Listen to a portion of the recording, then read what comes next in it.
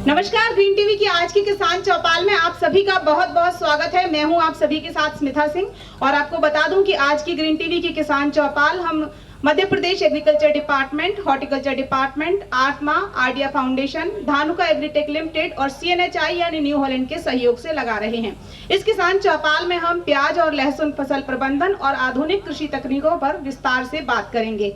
मंदसौर के केवीके के इस डेमोन्स्ट्रेशन फील्ड में जो ये किसान चौपाल हम लगा रहे हैं, इसमें पूरी कोशिश रहेगी कि आपको तमाम ऐसी महत्वपूर्ण जानकारियों से अवगत कराया जाए जो आने वाले कृषि भविष्य में आपके काम आए। और ऐसी उम्मीद, ऐसी आशा आप हमसे कर सकते हैं कि बहुत कुछ महत्वपूर्ण अगले 2-3 घंटे की आज की किसान चौपाल में आप सीख कर समझ कर जाएंगे। तो सबसे पहले आप सभी से निवेदन है कि शांतिपूर्वक पूरी किसान चौपाल को देखें, सीखें, समझें और इसे सफल बनाएं। और कार्यक्रम में हमें कुछ मेहमानों ने भी शामिल हुए हैं आज के कार्यक्रम में, जो आपको तमाम महत्वपूर्ण विषयों से अवगत कराएंगे। तो एक एक करके मैं सभी मेहमानों का स्वागत करूंगी और कुछ और मेहमान बीच में हमें ज्वाइन करेंगे, लेकिन कार्यक्रम देर से शुरू ना हो उसके लिए हम कार्यक्रम शुरू कर रहे हैं। जो भी मेहमान हमें बीच में ज्वाइन करेंगे उनका वेलकम हम कार्यक्रम के दौरान करेंगे। तो सबसे पहले मैं मंच पर स्वागत करना चाहूंगी डॉक्टर निशित गुप्ता सर हैं, scientist horticulture KVK Mandsaur MP से। सर प्लीज मंच पर आएं, आपका बहुत बहुत स्वागत है कार्यक्रम में। मैं स्वागत करना चाहूंगी श्री संतोष पटेल जी हैं, तकनीकी अधिकारी सस्य विज्ञान एग्रोनॉमी से।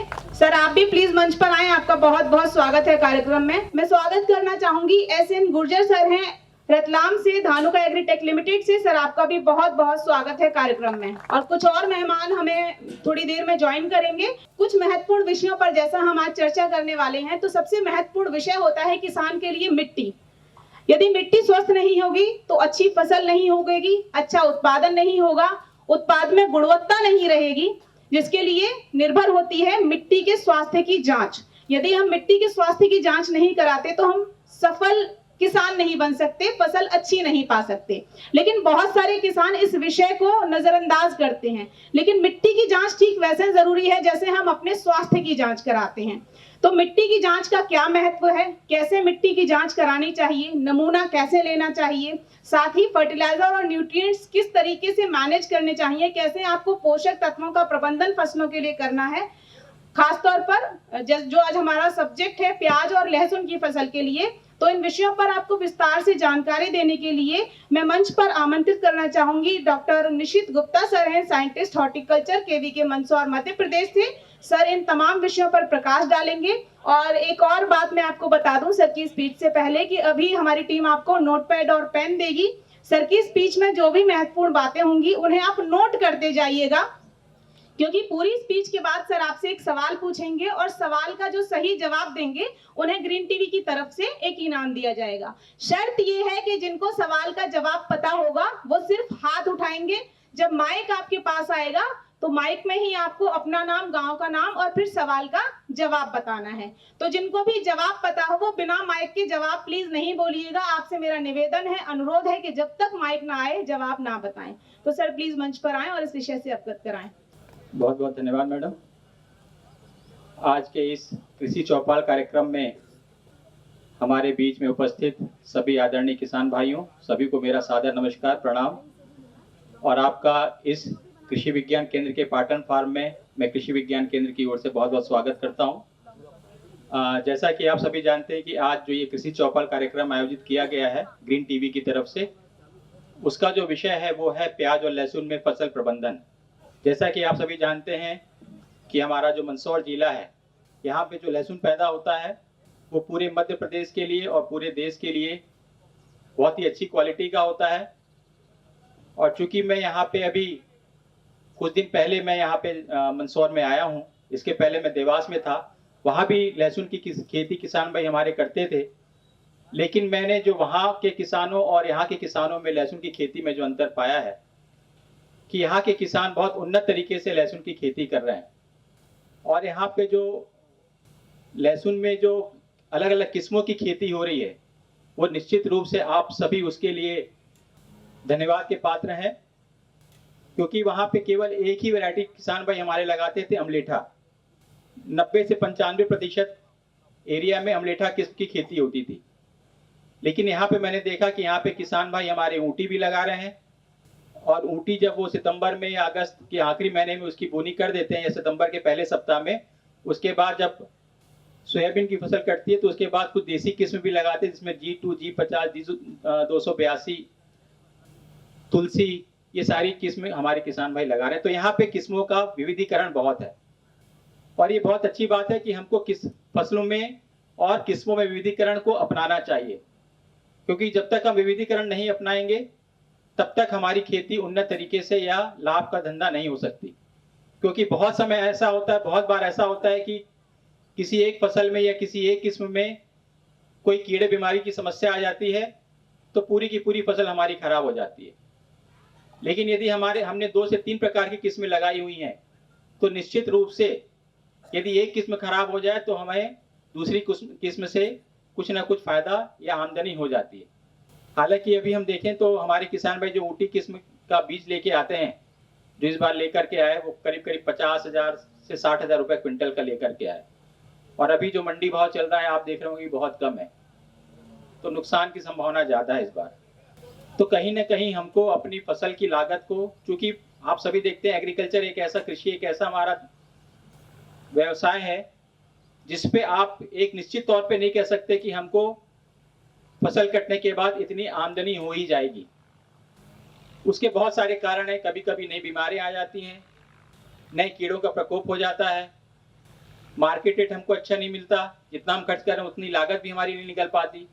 तो निश्चित रूप से हमको कहीं ना कहीं अपनी लागत को देखने की जरूरत है, लागत में कमी करने की आवश्यकता है। और लागत में हम कमी तभी कर सकते हैं जब हम अनुशंसित तरीके से, वैज्ञानिक तरीके से खेती करें। और मुझे आपको बताने की बहुत ज़रूरत नहीं है, क्योंकि आप लहसुन की खेती बहुत अच्छे तरीके से, मैंने पूर्व में ही बताया, आप लोग बहुत अच्छे तरीके से लहसुन की खेती कर रहे हैं। लेकिन कहीं ना कहीं हम लोगों को लागत कम करने की आवश्यकता है और वो लागत हम कम कर सकते हैं जो हम लोग उसमें खाद और उर्वरक देते हैं, उसमें कहीं ना कहीं हमारा लागत बहुत ज़्यादा होता है। क्योंकि किसी भी प्रकार की खेती हो, कोई भी फसल की खेती हो, 3 चीज़ों में हम सबसे ज़्यादा खर्च करते हैं। सबसे पहला ज़्यादा खर्च करते हैं हम बीज में नई वैरायटी लाने में, दूसरा खर्च करते हैं हम खाद और उर्वरक डालने में, और तीसरी जो हम ज़्यादा खर्च करते हैं वो है कीटनाशक दवाओं का प्रयोग करने में। इन 3 चीज़ों पे सबसे ज़्यादा हमें खर्चा होता है, हमें खर्चा देखने को मिलता है। तो इन तीनों चीज़ों में हमको खर्चा कम करने की आवश्यकता है, जिससे कि हमारी खेती जो है कहीं ना कहीं थोड़ी सी प्रॉफिटेबल या लाभदायक हो जाए। जैसा कि मैडम ने बताया कि जो मुझे टॉपिक दिया गया है यहाँ पे, एक तो मिट्टी परीक्षण और दूसरा हमारे प्याज और लहसुन में जो फसल हम लगाते हैं उसमें हम पोषण प्रबंधन या उर्वरक प्रबंधन कैसे करें। आप सभी जानते हैं कि हमारी फसलें जो हैं उनको कुल मिलाकर के 16 प्रकार के पोषक तत्व की आवश्यकता होती है। जैसे हमारे शरीर को अलग अलग तत्व की आवश्यकता है, वैसे ही पौधों को भी अलग अलग तत्व की आवश्यकता है। लेकिन हम मुख्य रूप से केवल 3 से 4 तत्व ही देते हैं।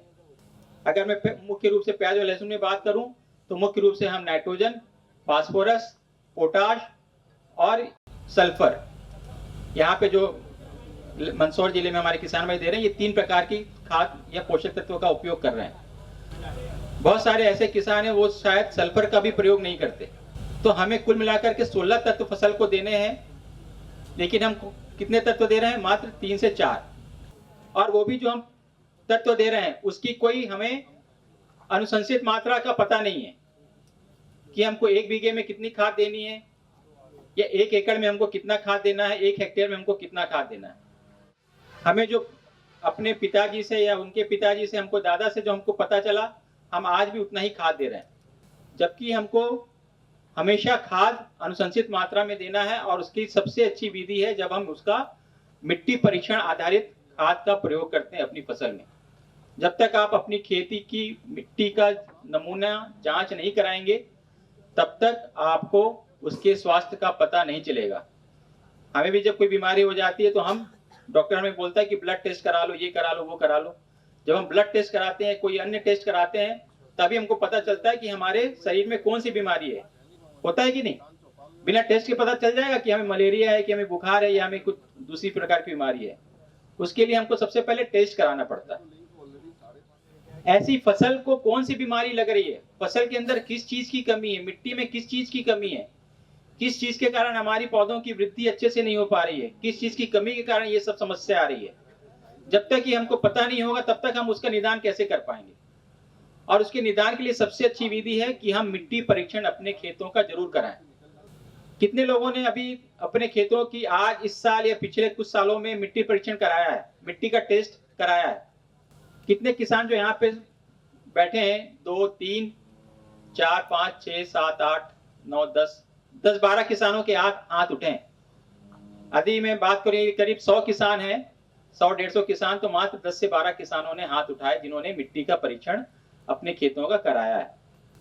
जबकि सभी को कराना चाहिए, क्योंकि जब तक हमको पता नहीं होगा तब तक हम उसका निदान सही तरीके से नहीं कर पाएंगे।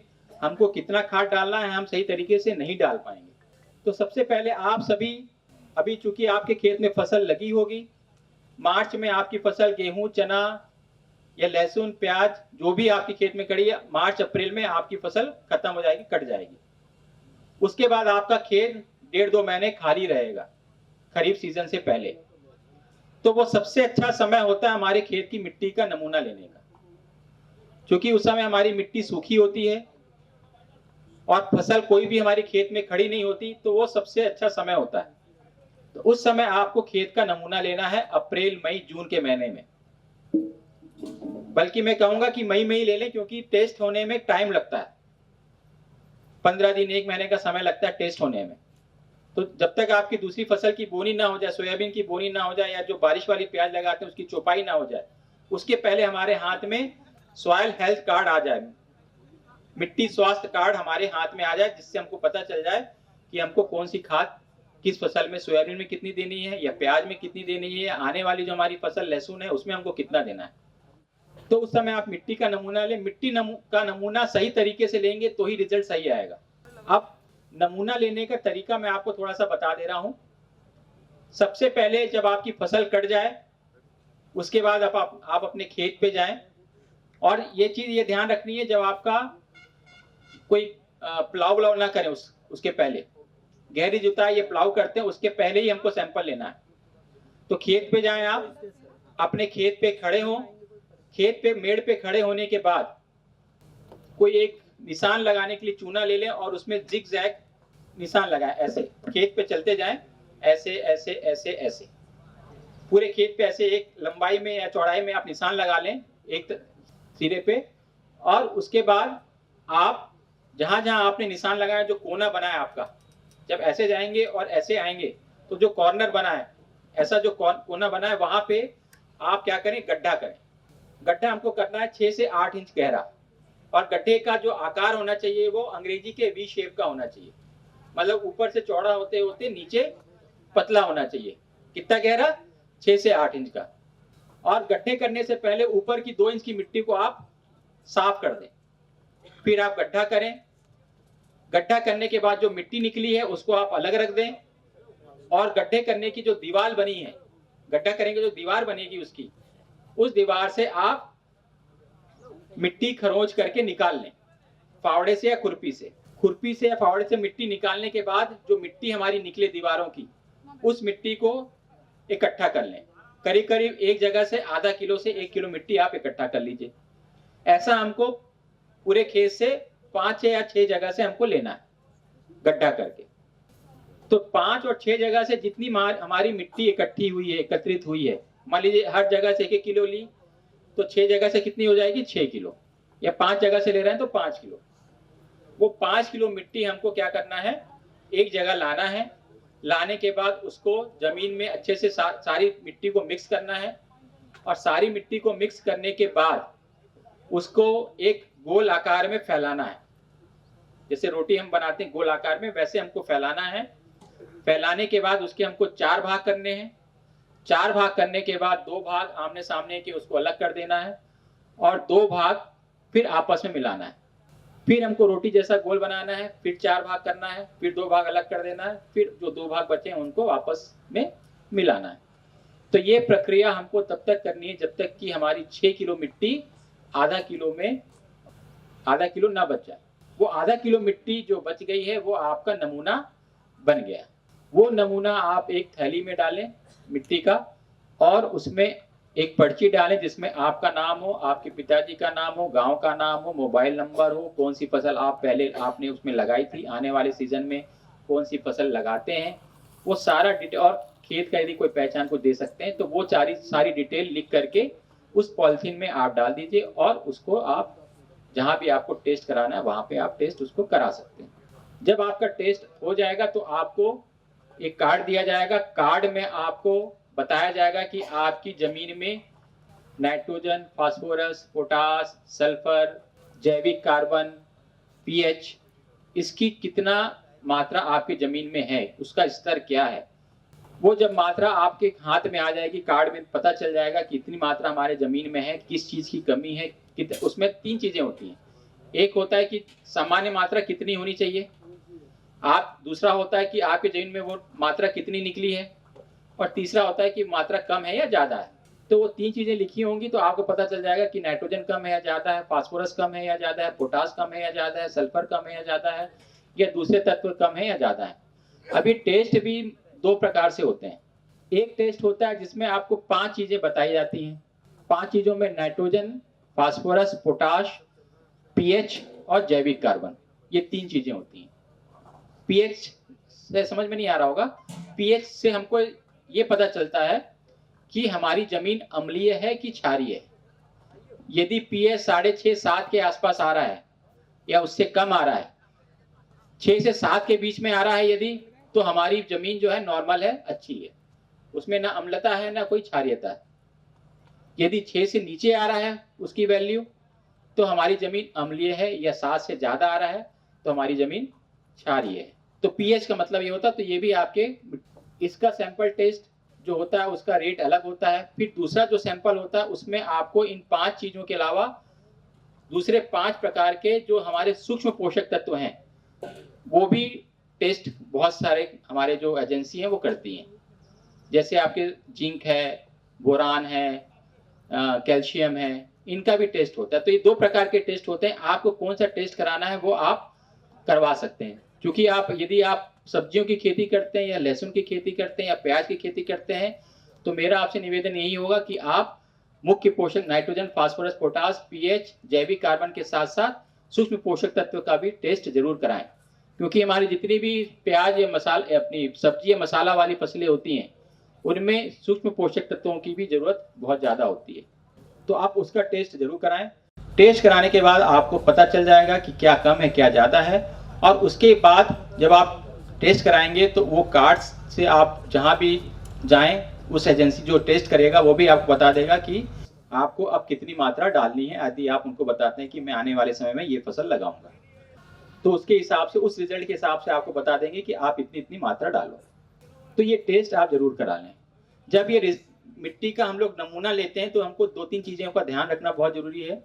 पहला, जिस खेत में यदि पेड़ लगे हों तो पेड़ के नीचे से हमको मिट्टी का नमूना नहीं लेना है। दूसरा, यदि हम वहां खेत पे कोई गोबर इकट्ठा कर रहे हैं या घोड़ा है तो वहां से हमको नमूना नहीं लेना है। मेड़ से हमको 3 फीट छोड़ करके नमूना लेना है, मेड़ से सटा करके नमूना नहीं लेना है। तो ये 3 चीजों का आपको ध्यान रखना होगा, तभी आपका सही तरीके से सैंपल आएगा। तो इस तरीके से जब आप सैंपल लेते हैं तो पूरा एक खेत का नमूना आपके पास आ जाता है। उससे हमको पता चल जाता है कि क्या कम है क्या ज्यादा है। तो समझ में आ गया ये मिट्टी का नमूना लेने का तरीका। तो ये अभी आपका आने वाला समय बहुत अच्छा है, क्योंकि फिर एक बार फसल लग जाएगी खरीफ की, उसके बाद फिर आप कराएंगे तो रिजल्ट सही नहीं आएगा। क्योंकि जैसे ही सोयाबीन कटती है या दूसरी फसल कटती है वैसे ही हम लोग अगली फसल लगा देते हैं, हमारा खेत खाली नहीं होता। तो ये भी आपका 1.5-2 महीने का जो समय बचेगा मिलेगा आपको, उसमें आप ये टेस्ट जरूर करा लें। ठीक है, तो ये तो हो गया मिट्टी परीक्षण। दूसरा, अभी हम लहसुन, चूंकि अब तो खत्म होने वाली है फसल, लेकिन आने वाले अगले वर्ष, अगले सीजन में हम लहसुन लगाएंगे, बारिश में हम लोग प्याज भी लगाएंगे।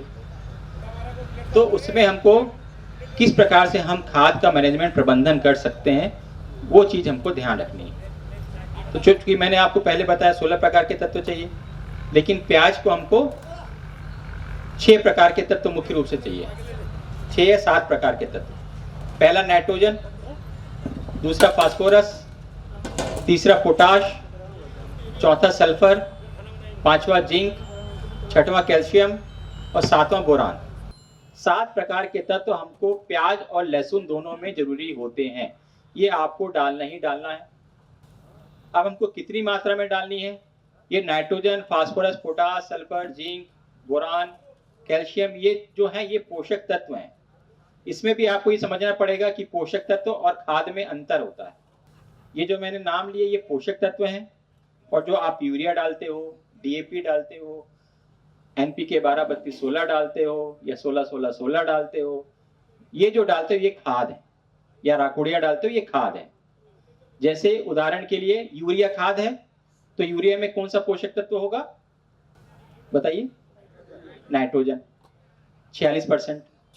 डीएपी खाद है, डीएपी में कौन से 2 तत्व होंगे, पोषक तत्व होंगे? फास्फोरस और नाइट्रोजन। 18% नाइट्रोजन होता है, 46% फास्फोरस होता है। तो ये खाद हो गया, ये पोषक तत्व हो गए। एनपीके 12-32-16 खाद है, इसमें 12% नाइट्रोजन है, 32% फास्फोरस है और 16% पोटाश। तो हमको ये अंतर समझना होगा कि पोषक तत्व क्या है और खाद क्या है। कभी कभी हम लोग कंफ्यूज हो जाते हैं, क्योंकि बहुत जगह आपको ये बताया जाता है, या जब आप मिट्टी का नमूना भी टेस्ट कराएंगे तो उसमें भी आपको ये बताया जाएगा कि यदि आपको लहसुन की फसल लेनी है तो उसमें 100 किलोग्राम नाइट्रोजन देना है 1 हेक्टेयर में, 50 किलोग्राम फास्फोरस देना है, 50 किलोग्राम पोटाश देना है और 30 किलोग्राम सल्फर देना है। आपको पोषक तत्व बताया जाता है 100 किलोग्राम ये nitrogen, 50 kilogram phosphorus, 50 kilogram potash और 30 किलोग्राम या 40 किलोग्राम सल्फर। आपको वो खाद नहीं बताएंगे। तो अगर हमको 100 किलो नाइट्रोजन डालना है तो इसका मतलब ये नहीं है कि 100 किलो यूरिया डालना है। अगर हम 100 किलो नाइट्रोजन डालना है तो हमको कितनी यूरिया लगेगी ये हमको निकालना पड़ेगा। उसको निकालने का सिंपल तरीका होता है, क्योंकि उसमें 46% नाइट्रोजन होता है यूरिया में। 46% का मतलब होता है, परसेंट मतलब प्रतिशत, प्रतिशत मतलब प्रति 100, मतलब 100 किलो में 46 किलो नाइट्रोजन है। मतलब हम 100 किलो यूरिया यदि फसल को देते हैं तो 46 किलो नाइट्रोजन हमारी फसल को मिलता है। ठीक है, 100 किलो यूरिया देंगे तो 46 किलो नाइट्रोजन मिलेगा। अब हमको मैंने कितना बताया, लहसुन में हमको देना है 5 बीघे में 100 किलो नाइट्रोजन। 5 बीघे में 100 किलो नाइट्रोजन मतलब 1 बीघे में 20 किलो नाइट्रोजन। अब 20 किलो नाइट्रोजन देने के लिए 1 बीघे में हमको कितना यूरिया खाद लगेगा बताइए? आधे कट्टे से कम, क्योंकि आजकल 45 किलो का कट्टा आ रहा है यूरिया का। तो 45 किलो में हमको कितना यूरिया नाइट्रोजन होगा 45 किलो के कट्टे में? 23 किलो, 20 किलो के आसपास, 20-22 किलो। ठीक है ना, क्योंकि 45 किलो कट्टा है, 2 कट्टे में हमारा होगा 46 किलो, 50 किलो में 90 किलो में हमारा करीब 40-45 किलो होगा। तो हमको कितना देना है? 20 किलो नाइट्रोजन देना है। तो कितना लगेगा यूरिया? 1 कट्टा। ठीक है, 1 बीघे में 1 कट्टा हमको 45 किलो वाला यूरिया खाद लगेगा। अब ये जो 1 कट्टा है 45 किलो, ये आपको 3 बार में देना है हमारी लहसुन की फसल में। 45 किलो को हमको एक साथ नहीं देना है, हमको 3 बार में देना है 1 बीघे में। 3 बार में कैसे देना है? 45 किलो में से आधा 50% हमको बोने से पहले देना है। 50% 45 किलो का, सॉरी 1 कट्टे का 45 किलो का 50% कितना हुआ? करीब 23 किलो हमको देना है बोने से पहले। ठीक है, और बाकी का जो हमारा बचा हुआ है वो हमको फिर 2 भागों में बांटना है। पहला हमको देना है बोने के 30 दिन बाद, और अगला देना है आखिरी वाला हमको बोने के 45 से 50 दिन बाद खड़ी फसल में। ठीक है, तो इस प्रकार से हमको खाद देना है। 3 बार में हमको देना है, 1 बार में नहीं देना है। अगर आपने मिट्टी का परीक्षण कराया है, मान लीजिए मिट्टी का टेस्ट कराया है, उसमें आपके खेत में नाइट्रोजन की मात्रा ज्यादा निकली है, उदाहरण के लिए नाइट्रोजन की मात्रा यदि ज्यादा निकली है तो 25% मात्रा आपको कम कर देनी है। जो मैंने आपको 1 कट्टा बताया उसमें 25% मात्रा कम कर देनी है। और यदि ज्यादा कम निकली है नाइट्रोजन की मात्रा तो 25% मात्रा आपको बढ़ा देनी है। ये तो मैं जो भी आपको बता रहा हूं ये एक सामान्य मात्रा बता रहा हूं। ठीक है, तो इस प्रकार से हमको उसमें खाद देना है। फिर हमारा बचा फास्फोरस और पोटास। 1 बीघे में 10 किलोग्राम फास्फोरस लगता है, वो पूरा का पूरा हमको देना है बोने से पहले। और 10 किलोग्राम पोटाश लगता है, वो भी हमको देना है बोने से पहले। केवल हमको यूरिया जो खाद है वो हमको 3 बार में देना है। और यदि आप ज़्यादा मात्रा में इससे यूरिया देंगे तो फिर विभिन्न प्रकार के अलग अलग प्रकार के लक्षण हमको अपनी फसल में देखने को मिलते हैं। जैसे लहसुन में यदि आपने ज़्यादा यूरिया दे दिया तो आपका जो कलियां हैं वो अंकुरित होना शुरू हो जाएंगी ज़्यादा नाइट्रोजन देने से। तो आपको एक संतुलित मात्रा में ही नाइट्रोजन देना है, ठीक है। तो इस प्रकार से हमको खाद देना है। क्योंकि अभी समय थोड़ा ज़्यादा हो रहा है, समय की कमी भी है और लोग बोलने वाले हैं, तो मैं अपने वाणी को यहीं पे विराम देता हूँ। यदि आपके कोई प्रश्न होंगे तो आप लिख के रख लें। इस कार्यक्रम के अंत में हम आपके प्रश्न भी लेंगे और उसका निदान करने का प्रयास करेंगे। धन्यवाद। सर आपका 1 मिनट और चाहूंगी। सर एक सवाल पूछिएगा और सवाल का जवाब जिनको पता हो, मेरा निवेदन है कि हाथ सिर्फ उठाएंगे, माइक जब तक आपके पास नहीं आएगा तब तक आपको सवाल का जवाब नहीं बताना है। नाम बताएंगे, गांव का नाम और फिर सवाल का जवाब, लेकिन माइक में, ठीक है। तो निवेदन है कि बिना माइक के नहीं बोलिएगा प्लीज, और उम्मीद करती हूँ आप मेरे विश्वास को नहीं तोड़ेंगे। सर बहुत ही आसान सवाल पूछ रहा हूँ और अभी 5 मिनट पहले मैंने बताया है, 5 मिनट भी नहीं हुए होंगे। कुछ लोग लिख रहे थे तो वो बता देंगे, जो नहीं लिख रहे थे तो वो ध्यान रखें। सर पीछे देना। हमारी लहसुन की फसल में कितने प्रकार के पोषक तत्व जरूरत होती है, उनके नाम बता दीजिए। कितने प्रकार के पोषक तत्व? पोषक तत्व नाइट्रोजन, पोटाश, 7 है। हाँ, कौन कौन से नाम बताएं? Nitrogen, potash, phosphorus, sulphur, zinc, calcium, boron. ठीक है, बहुत बहुत धन्यवाद। आ जाइए, स्टेज पे आ जाइए। बहुत बहुत मुबारक हो सर आपको, और सर आपका भी बहुत बहुत शुक्रिया ये तमाम जानकारियां हमारे किसानों को देने के लिए। और चलिए कार्यक्रम को आगे बढ़ाते हैं और बात करते हैं ऐसे ही एक और महत्वपूर्ण विषय पर कि क्या क्या क्रॉप सॉल्यूशंस होती हैं जो आपकी प्याज और लहसुन की फसल को और अच्छा, गुणवत्ता युक्त और अच्छा उत्पादन दिला सकते हैं। तो इस विषय पर जानकारी देने के लिए मैं मंच पर आमंत्रित करना चाहूंगी मिस्टर महेश शर्मा जी हैं SME धानुका एग्रीटेक लिमिटेड से, साथ ही SN गुर्जर सर हैं ASM रतलाम से, धानुका एग्रीटेक लिमिटेड से। एक एक करके दोनों आपसे अपनी बात कहेंगे, आपको विषय से संबंधित तमाम महत्वपूर्ण बातें बताएंगे। और मैं आपसे फिर से कहूंगी कि दोनों स्पीकर्स को ध्यान से सुनिएगा, जो भी महत्वपूर्ण विषय हो, बिंदु हो, उन्हें नोट करते जाइएगा। स्पीच के अंत में एक सवाल और माइक जिनके पास आएगा वो जवाब देंगे। सर प्लीज मंच पर आएं और अपनी बात कहें। थैंक यू मैम और थैंक यू डॉक्टर साहब। एक बार सभी बोलिएगा जय श्री कृष्ण। आवाज कम आई, जय श्री कृष्ण। बहुत बहुत धन्यवाद। ग्रीन टीवी के इस मंच से मैं मंदसौर में पधारे हुए सभी मेरे साइंटिस्ट साहब, केवी के कृषि विज्ञान केंद्र मंदसौर से, एग्रीकल्चर विभाग के ग्रीन केमिस्ट्री के संस्थापक एवं सभी मेरे किसान भाई जो यहाँ पर विभिन्न गांवों से आए हैं और आज कुछ फसल की चर्चा एक किसान संगोष्ठी में सम्मिलित होने आए हैं, उन सभी का मैं बहुत बहुत अभिनंदन करता हूँ। मैं चूंकि Satyanarayan Singh Gurjar Dhanuka agritech limited company की तरफ से हूँ और मेरे अंतर्गत ही एक शब्द लाया गया है कि आपको अपनी धानुका कंपनी का एक बेस बताना है कि धानुका क्या है। और धानुका एक, क्योंकि हम सब लोग एग्रीकल्चर से जुड़े हुए हैं, खेती से जुड़े हुए हैं और खेती की सुरक्षा करने में मेन भूमिका धानुका भी रख रही है, कुछ और भी कंपनियां रख रही हैं। उनमें से एक महत्वपूर्ण, एक अग्रणी कंपनी है जिसका नाम धानुका एग्रीटेक लिमिटेड है। आप सभी किसान बंधु जानते हैं धानुका एग्रीटेक के बारे में। एक संक्षिप्त विषय में मैं चर्चा करूंगा कि धानुका भारतीय मूल की एक अग्रणी कंपनी है जो कि भारत में विभिन्न विभिन्न उत्पादन ला करके हमारे देश के किसान के लिए, भारत के, मध्य प्रदेश, पूरे राष्ट्र के किसानों के लिए ऐसे प्रोडक्ट लाती है जिससे कि हमारी फसल सुरक्षित रहे। सुरक्षित फसल रहेगी तो निश्चित रूप से हमें अच्छी क्वालिटी, अच्छी क्वांटिटी, ज्यादा मात्रा में अच्छी उत्पादकता आएगी और जब ये सब आएगा तो हमारे साथ समृद्धि भी आएगी। तो धानुका का एक संक्षिप्त परिचय मैं देना चाहूंगा किसान भाइयों। ये भारतीय मूल की अग्रणी कंपनी है, 44 साल पुरानी कंपनी है जो देश के अंदर, अभी पूरे वर्ल्ड के अंदर भी ये फैली हुई कंपनियों में से एक धानुका का नाम आने लगा है। धानुका के पास में 110 से ज्यादा प्रोडक्ट हैं और 40 पैक है, यानी कि 50 ml से लेके आपके एरिया में सबसे छोटी पैकिंग बिकती है, छोटी पैकिंग से लेके 5 लीटर 10 लीटर तक की पैकिंग देती है। और इसके 40 वेयर हाउस है, हमारे हर स्टेट में डिस्ट्रीब्यूटर्स हैं और 10 मिलियन यूजर फार्मर्स, और हमने कुछ अपने किसान मित्र भी बनाए हैं, वो इस धानुका से जुड़े हुए हैं, जिनके हम कृषि विज्ञान केंद्र की तरफ से ग्रीन केमिस्ट, जैसे ग्रीन टीवी अभी आपके बीच में करी, इन सब के माध्यम से एक अग्रणीय प्रोडक्ट ले जाते हैं।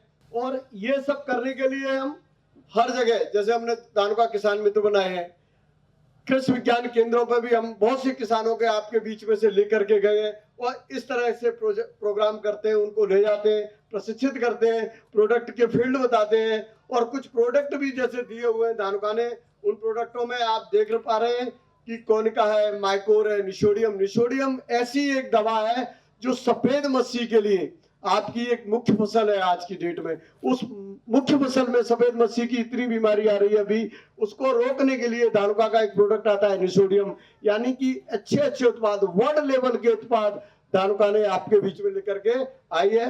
ये पूरे वर्ल्ड के अंदर धानुका फैली हुई है, जहाँ पर कि हम सभी जगह प्रोडक्ट उपलब्ध कराते हैं और सभी फसलों पर, जैसा कि आप देख पा रहे हैं कि इंडिया के अंदर, भारत के अंदर जो भी फसलें हो रही हैं, उन सब फसलों का उत्पादन कैसे आए, अच्छी क्वालिटी का उत्पादन कैसे आए, उसको उपलब्ध कराने के लिए धानुका इस तरह के प्रोडक्ट देती है।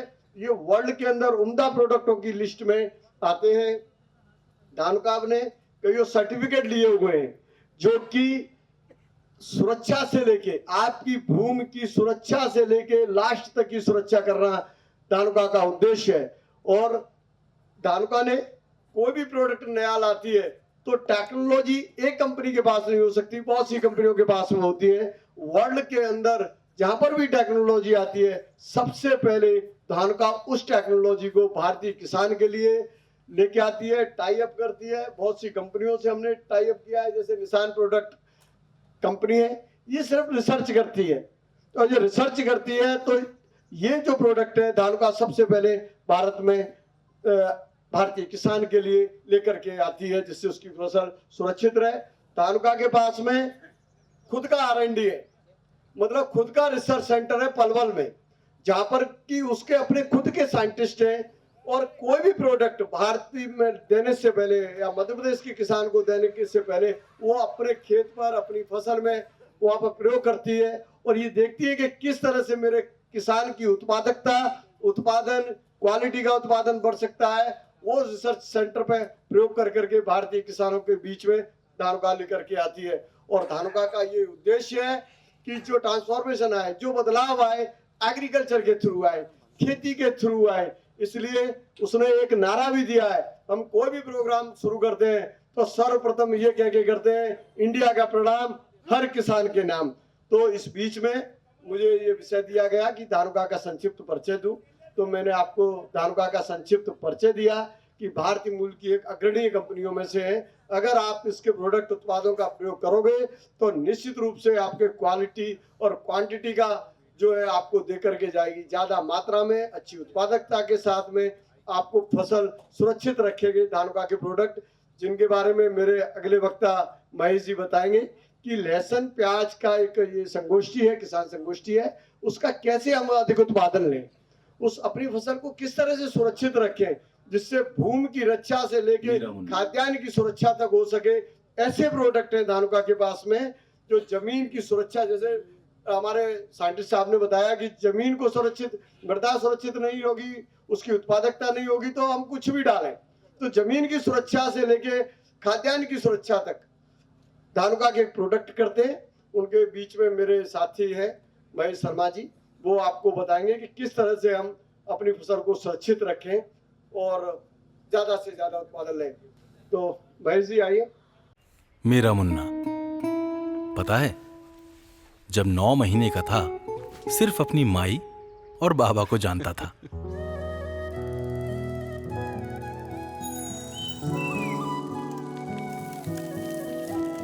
पर आज उसके नाम से हमें पूरा गांव जानता है।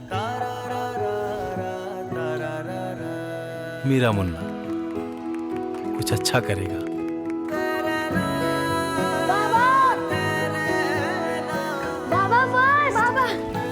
पर जानता हूं वो जो भी बनेगा वो सपना सिर्फ उसका ही होगा, और मेरा सपना मेरा मुन्ना।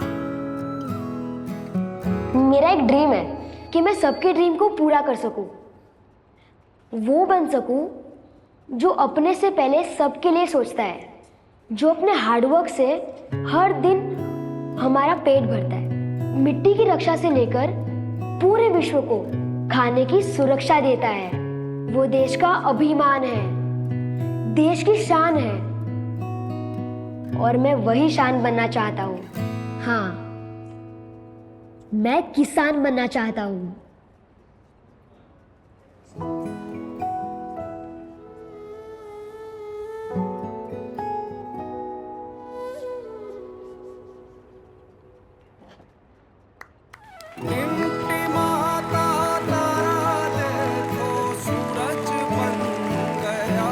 भविष्य के आधुनिक किसान बनने के बुलंद इरादे को धानुका नमन करता है। इंडिया का प्रणाम हर किसान के नाम। इस वीडियो के माध्यम से किसान भाइयों हमने ये बताना चाहा है कि आने वाली जनरेशन जब एजुकेटेड होगी, खेती को हम उद्योग के रूप में करेंगे, तो किस तरह से हमारी जो पढ़ी लिखी जनरेशन है वो जमीन की रक्षा से लेके खाद्यान्न की सुरक्षा तक करेगी। और इसी के साथ में आप सब मेरे साथ बोलिएगा, इंडिया का प्रणाम हर किसान के नाम। तो मैं बोलूंगा एक बार, इंडिया का प्रणाम, इंडिया का प्रणाम हर किसान के नाम। बहुत बहुत धन्यवाद। आगे मेरे साथी आपको लहसुन प्याज की फसल की सुरक्षा और अपने खाद्यान्न की रक्षा कैसे करें उसके बारे में बताएं। बहुत बहुत धन्यवाद गुजर साहब, और इंडिया का प्रणाम हर किसान के नाम। यहाँ उपस्थित सभी किसान भाइयों को मेरा प्रणाम नमस्कार। साथ ही मैं धन्यवाद दूंगा ग्रीन टीवी केवीके के साइंटिस्ट और हेड सभी लोगों का, जो यहाँ पर आदरणीय जो अतिथि गण पधारे हुए हैं, अन्य कंपनियों के भी जानकारी देने के लिए। तो जैसा मुझे विषय दिया गया है किसान साथियों की लहसुन और प्याज की फसल के ऊपर कुछ चर्चा मैं करूं, तो हमने इस वर्ष प्रगति का बल्ब करके एक इनिशिएटिव हमने लाया था, जिसमें कई सारे किसानों के साथ मिलकर के हमने काम किया है। मालवा के भी आप बात करें तो धार, रतलाम, उज्जैन, आपके मंदसौर, नीमच तक भी। तो अभी हम लोग आगे चल के देखेंगे क्या एक दो मुख्य उत्पाद की बात हम आपसे आज करने वाले हैं। तो सबसे पहले हम लोग शुरुआत करते हैं, जैसा अपने संबोधन में जो एक आधुनिक किसान बनने का सपना देखते हुए एक बच्चा बोलता है कि मैं वो बनना चाहता हूं जो मिट्टी की रक्षा से लेकर के फसल की सुरक्षा की जिम्मेदारी लेता है। तो हम लोग शुरू में सबसे पहले हम बात करेंगे थोड़ा नर्सरी मैनेजमेंट की। हालांकि ये अवस्था निकल गई, मैं समझ रहा हूँ कि लगभग सभी किसानों की लहसुन तो हार्वेस्टिंग पे, प्याज भी लगभग 45-55 दिन की हो गई होगी, जो मैं अनुमान लगा रहा हूँ। यही अवस्था है साथियों कि और ज्यादा दिन की है। नर्सरी में किसी भी फसल की नर्सरी हो आपकी, चाहे टमाटर की है, मिर्च की आप खेती करते हो, वेजिटेबल की, या प्याज की आप नर्सरी लगाते हैं, तो उसमें कई सारी समस्याएं आती हैं। जैसे आप देखेंगे मर रोग हम बोलते हैं, डैम्पिंग ऑफ वगैरह हो गया है ना, ये सब जो, तो इन सब में ज्यादा जल निकासी का उचित प्रबंध ना होने की वजह से इस तरीके की समस्या आती है कि पौधा अपना, प्याज की बात करें तो ऊपर से नोक सूखने लगती है, और कई बार जो है वो पौधा जो भी अपना रहता है वो मर जाता है। कहीं की नर्सरी जो हम बोलते हैं झुलसा सा लग गया है, वहीं पर नर्सरी बैठ जाती है। तो इसके लिए हम आपको सिफारिश करते हैं, एक तो उचित जल निकासी हो, साथ ही साथ जो है ये इस तरीके से आप देखेंगे फाइटोप्थोरा, कुछ पीथियम वाली स्पेसीज से इस तरीके के डैम्पिंग ऑफ की समस्या आती है।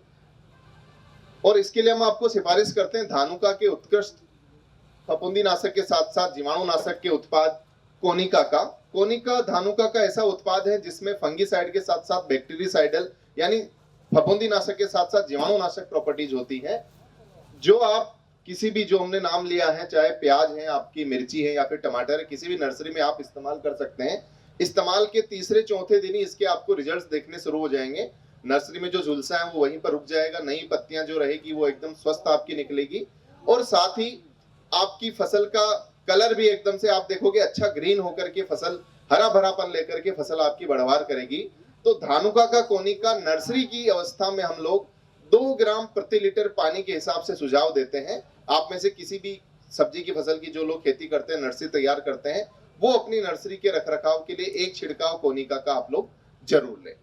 अब बात हम करेंगे एक बहुत ही बेहतरीन उत्पाद की, माइकोर सुपर।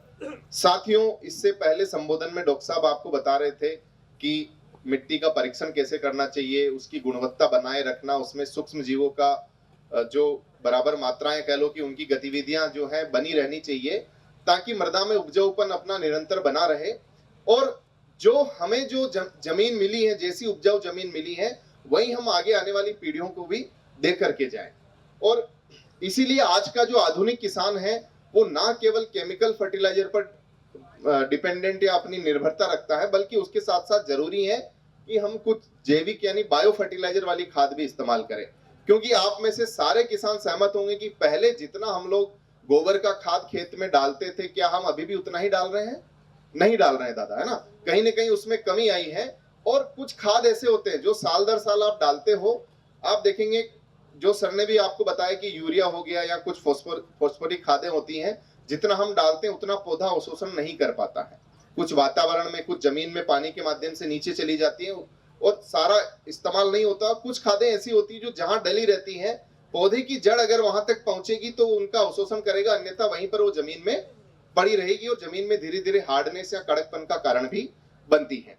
इसीलिए ऐसी जो खादें, फास्फोरस वाली जो खास तौर पे जो खादें रहती हैं, उनके उचित आप कह लो कि पौधे द्वारा उचित अवशोषण के लिए जरूरी है कि उसका जड़ विकास अच्छा हो। इसीलिए हम आपको सुझाव देते हैं किसी भी माइक्रोराइजल बेस्ड बायो फर्टिलाइजर के इस्तेमाल की। उसमें धानुका का उत्पाद आता है माइक्रोर सुपर।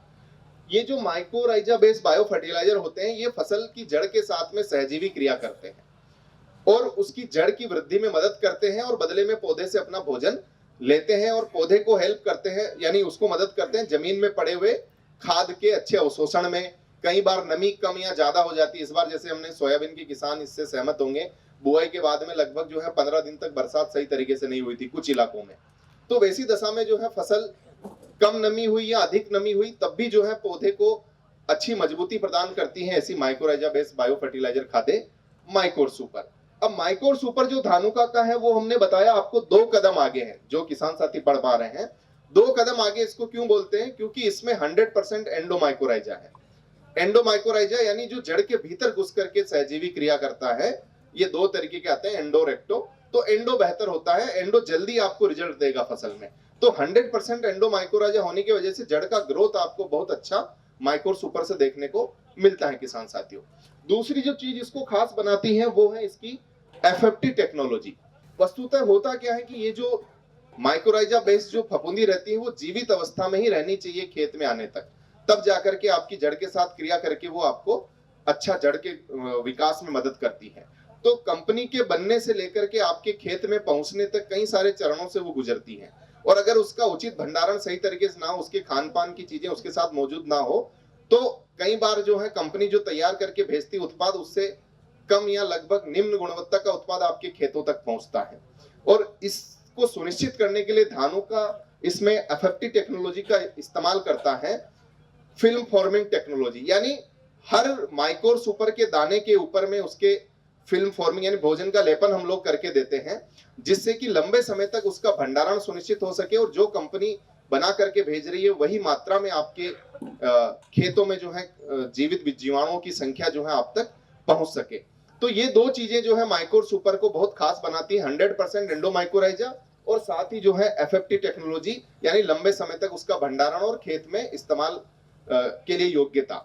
इन्हीं 2 वजह से माइक्रोर सुपर सर्वश्रेष्ठ जो है माइक्रोराइजा बेस्ड बायो फर्टिलाइजर है। तो इसका इस्तेमाल आप किसी भी फसल में आप कर सकते हैं। आप जो मुख्य तौर पर अगर हम बात करें दलीय फसलें, ऑयल सीड है, मक्का या वेजिटेबल जो सब्जी वाली फसलें हैं, उसमें आपको इसमें जैसे प्याज लहसुन की भी हम बात कर रहे हैं, उसमें आपको 4 किलोग्राम प्रति एकड़ की दर से इस्तेमाल करना है। कितना? 1 एकड़ में 4 किलो। और साथ ही जो लंबी अवधि की फसलें, बागवानी फसलें जैसे गन्ना हो गया, हॉर्टिकल्चर वाली बागवानी फसलें, उनमें 8 किलोग्राम प्रति एकड़ की हम लोग सिफारिश करते हैं, यानी 4-4 किलो करके 2 बार इस्तेमाल करने की सिफारिश करते हैं। माइक्रोर सुपर एक दानेदार जैविक खाद है। इसका इस्तेमाल आप किसी अन्य रासायनिक खाद के साथ मिला करके भी आप कर सकते हैं। बस आपको जो है इस्तेमाल करते समय अच्छे से उसको बार बार जो है मिक्स करते रहना पड़ेगा, ताकि खाद और माइक्रोर सुपर दोनों बराबर मात्रा में खेत में जाए। साथ ही आपको इस्तेमाल शुरुआती अवस्था में आप कर लीजिए, या फिर प्याज वगैरह की खेती जहां पे आप ट्रांसप्लांटिंग करते हो, तो रोपाई करने के 20-25 दिन के भीतर भीतर आप इसका इस्तेमाल कर सकते हैं। ये जीवित फफूंदी रहती है इसमें, इसलिए किसी फफूंदी नाशक के साथ इसको मिला करके इस्तेमाल अपने को नहीं करना। अगर कोई फफूंदी नाशक आप इस्तेमाल कर रहे हो, खाद में मिला के कई किसान डालते हैं, तो आप पहले उसका इस्तेमाल कर ले, उसके 4-6 रोज बाद जो है माइक्रो सुपर का इस्तेमाल आप करें। तो इस तरीके से आपको अच्छे परिणाम देखने को मिलेंगे। आप देखेंगे मिर्ची की फसल में, ये मेरे द्वारा लिया हुआ फोटोग्राफ है, आप देखेंगे जहां पर माइक्रो सुपर का इस्तेमाल हुआ है अच्छे तरीके से जड़ की ग्रोथ हुई है। ये रोपाई के 15 दिन बाद हमने डाला था और 13 दिन बाद हमने इसका रिजल्ट निकालने के लिए पौधे की जड़ वगैरह हमने निकाली थी, पौधा निकाला था। अच्छी गुच्छेदार जड़ आपको जो है सामने दिखाई दे रही है। अन्य फसलों में भी हमने इसका, प्याज लहसुन में भी जो है इसका इस्तेमाल हमने, कई किसानों के अनुभव हमने इस पे लिए हैं। तो मिट्टी की रक्षा के लिए एक जैविक खाद माइक्रो सुपर 4 किलोग्राम प्रति एकड़ की दर से आप जरूर इस्तेमाल करें। इसके अलावा जो है आपकी प्याज लहसुन की फसल में ऊपर से नोक सूखने की समस्या काफी आम रहती है। तो इसके लिए जो मैंने आपको उत्पाद सुझाया था कोनिका, पहली बार फफूंदीनाशक और जीवाणुनाशक की शक्ति एक साथ है कोनिका में। ये कॉपर ऑक्सीक्लोराइड के साथ में कासुगामाइसिन का कॉम्बिनेशन है, इस वजह से ये फफूंदीनाशक के साथ साथ जीवाणु जनित जो रोग रहते हैं उन पर भी जो है अच्छा नियंत्रण करता है। रेडी मिक्स कॉम्बिनेशन है। हाँ, तो प्याज में लगने वाली इन 2 प्रमुख रोगों पर, पर्पल ब्लोच और उसके साथ साथ में जो ऊपर से टिप ब्लाइट आती है, इन दोनों रोगों पर जो है कोनिका आपको बहुत अच्छा नियंत्रण देगा। इसके इस्तेमाल के हम 2 स्प्रे की सुझाव देते हैं, क्योंकि कॉपर होने की वजह से इसमें कोई रेजिस्टेंस का दिक्कत आपको नहीं आएगा। 2 छिड़काव आप लगातार भी इसके कर सकते हैं। तो पहला छिड़काव जो है प्याज रोपाई के जो है 25 से 30 दिन पे, और दूसरा उसके जरूरत पड़ती है तो आपको 15-20 दिन पर वापस आपको रिपीट कर लेना। इस तरीके से आपको अच्छा रिजल्ट जो है कोनिका का देखने को मिलेगा। इसका मुख्य फसल में इस्तेमाल अपने को करना है साथियों 300 ग्राम प्रति एकड़ की दर से। कितना साथियों? 300 ग्राम प्रति एकड़ की दर से, क्योंकि बीघे का अनुमान हर जगह पे अलग अलग हो सकता है, इसलिए हम एकड़ की ही बात करेंगे। तो ये 2 उत्पाद हमने आपको बताए, माइक्रो सुपर और कोनिका। इसके अलावा 2 मुख्य उत्पाद है जो अभी के हालात में काफी जरूरी है, क्योंकि आप में से कई सारे लोग अभी खीरा, तरबूज या इन सब की भी खेती जो है कर रहे होंगे या फिर करने वाले होंगे, है ना। क्योंकि बेल वर्गीय फसलों में हमें ज्यादातर जो समस्या मुख्य तौर पर रहती है अभी इस वातावरण के समय, वो रहती है जनरली डाउनी मिल्ड्यू की, है ना। और उसके साथ साथ में कभी जो है पाउडरी के भी सिम्टम्स आते हैं, बट हालांकि अभी समय उसका धीरे धीरे निकलता जा रहा है। तो डाउनी मिल्ड्यू जो है आप देखेंगे इस तरीके से फसल में जो है ऊपर जो है तरबूज या आप जो है करेला वगैरह की खेती कर रहे हैं, तो उनके ऊपर इस तरीके से पीले पीले हल्के छोटे छोटे से धब्बे रहते हैं। नीचे देखो तो वहां पर आपको सफेद फफूंदी जो है नजर आती है। तो इसके लिए धानुका आपको सिफारिश करता है उत्कृष्ट उत्पाद किरारी की। ये 150 ml 150 लीटर पानी में मिला करके आपको इसका घोल बना करके छिड़काव करना। बहुत ही एडवांस केमिस्ट्री है आपको। तो किरारी जो है डाउनी मिल्ड्यू पर, या आप जो बोलते हैं यहाँ पर काली मस्सी, है ना, काली मस्सी पर आपको बहुत बेहतरीन रिजल्ट इसके देखने को मिलेंगे। आप इसको कुकुम्बर हो गया, कहीं पर ग्रेप्स वगैरह की खेती है तो ग्रेप्स वगैरह पर भी आप जो है डाउनी मिल्ड्यू में या काली मस्सी में इसके उत्कृष्ट रिजल्ट आपको देखने को मिलेंगे। किरारी 150 ml प्रति एकड़ की दर से। और इसी के साथ में जो पाउडरी मिल्ड्यू या भूरी मस्सी जिसे आप लोग बोलते हैं, उसमें आप निसोडियम का इस्तेमाल करें, जो मेरे से पहले भी डॉक्टर साहब ने आपको बताया था। निसोडियम 120 ml प्रति एकड़ की दर से 150 ml पानी में आपको उत्कृष्ट रिजल्ट जो है निसोडियम के। पाउडरी मिल्ड्यू आपको टमाटर हो गई, मिर्च हो गई, इन सारी फसलों में भी देखने को मिलती है, तो वहां पर भी आप निसोडियम का इस्तेमाल कर सकते हैं। जो कोई वेजिटेबल के किसान हमारे साथ आज जुड़े हुए हैं, तो इन्हीं के साथ मैं आप सभी का धन्यवाद देना चाहूंगा। और एक बार पुनः इंडिया का प्रणाम हर किसान के नाम। तो सवाल हमने आपको डाउनी मिल्ड्यू या फिर काली मस्सी के लिए जो है एक उत्पाद का सुझाव दिया था, तो उस उत्पाद का नाम और प्रति एकड़ उसकी डोज कितनी है? विष्णुलाल पाटीदार, खजुरिया सारंग, किरारी दवाई 150 ml प्रति एकड़। बहुत बहुत धन्यवाद। आ जाइए सर, बहुत बहुत मुबारक हो आपको। और सर आपका भी बहुत बहुत शुक्रिया ये तमाम जानकारियां हमारे किसानों को देने के लिए। और यदि आप धानुका के प्रोडक्ट्स के बारे में कोई और जानकारी चाहते हैं तो पीछे स्टॉल विजिट आप कर सकते हैं। साथ ही धानुका का टोल फ्री नंबर है 1800-102-1022 1800-102-1022। इस नंबर पर आप संपर्क करके भी जानकारियां ले सकते हैं प्रोडक्ट्स के बारे में। साथ ही पीछे स्टॉल है, आप स्टॉल भी विजिट कर सकते हैं। और चलिए कार्यक्रम को आगे बढ़ाते हैं और कुछ और अतिथियों ने हमें ज्वाइन किया है, तो उनका स्वागत करते हैं। सौरभ मंच पर आए प्लीज।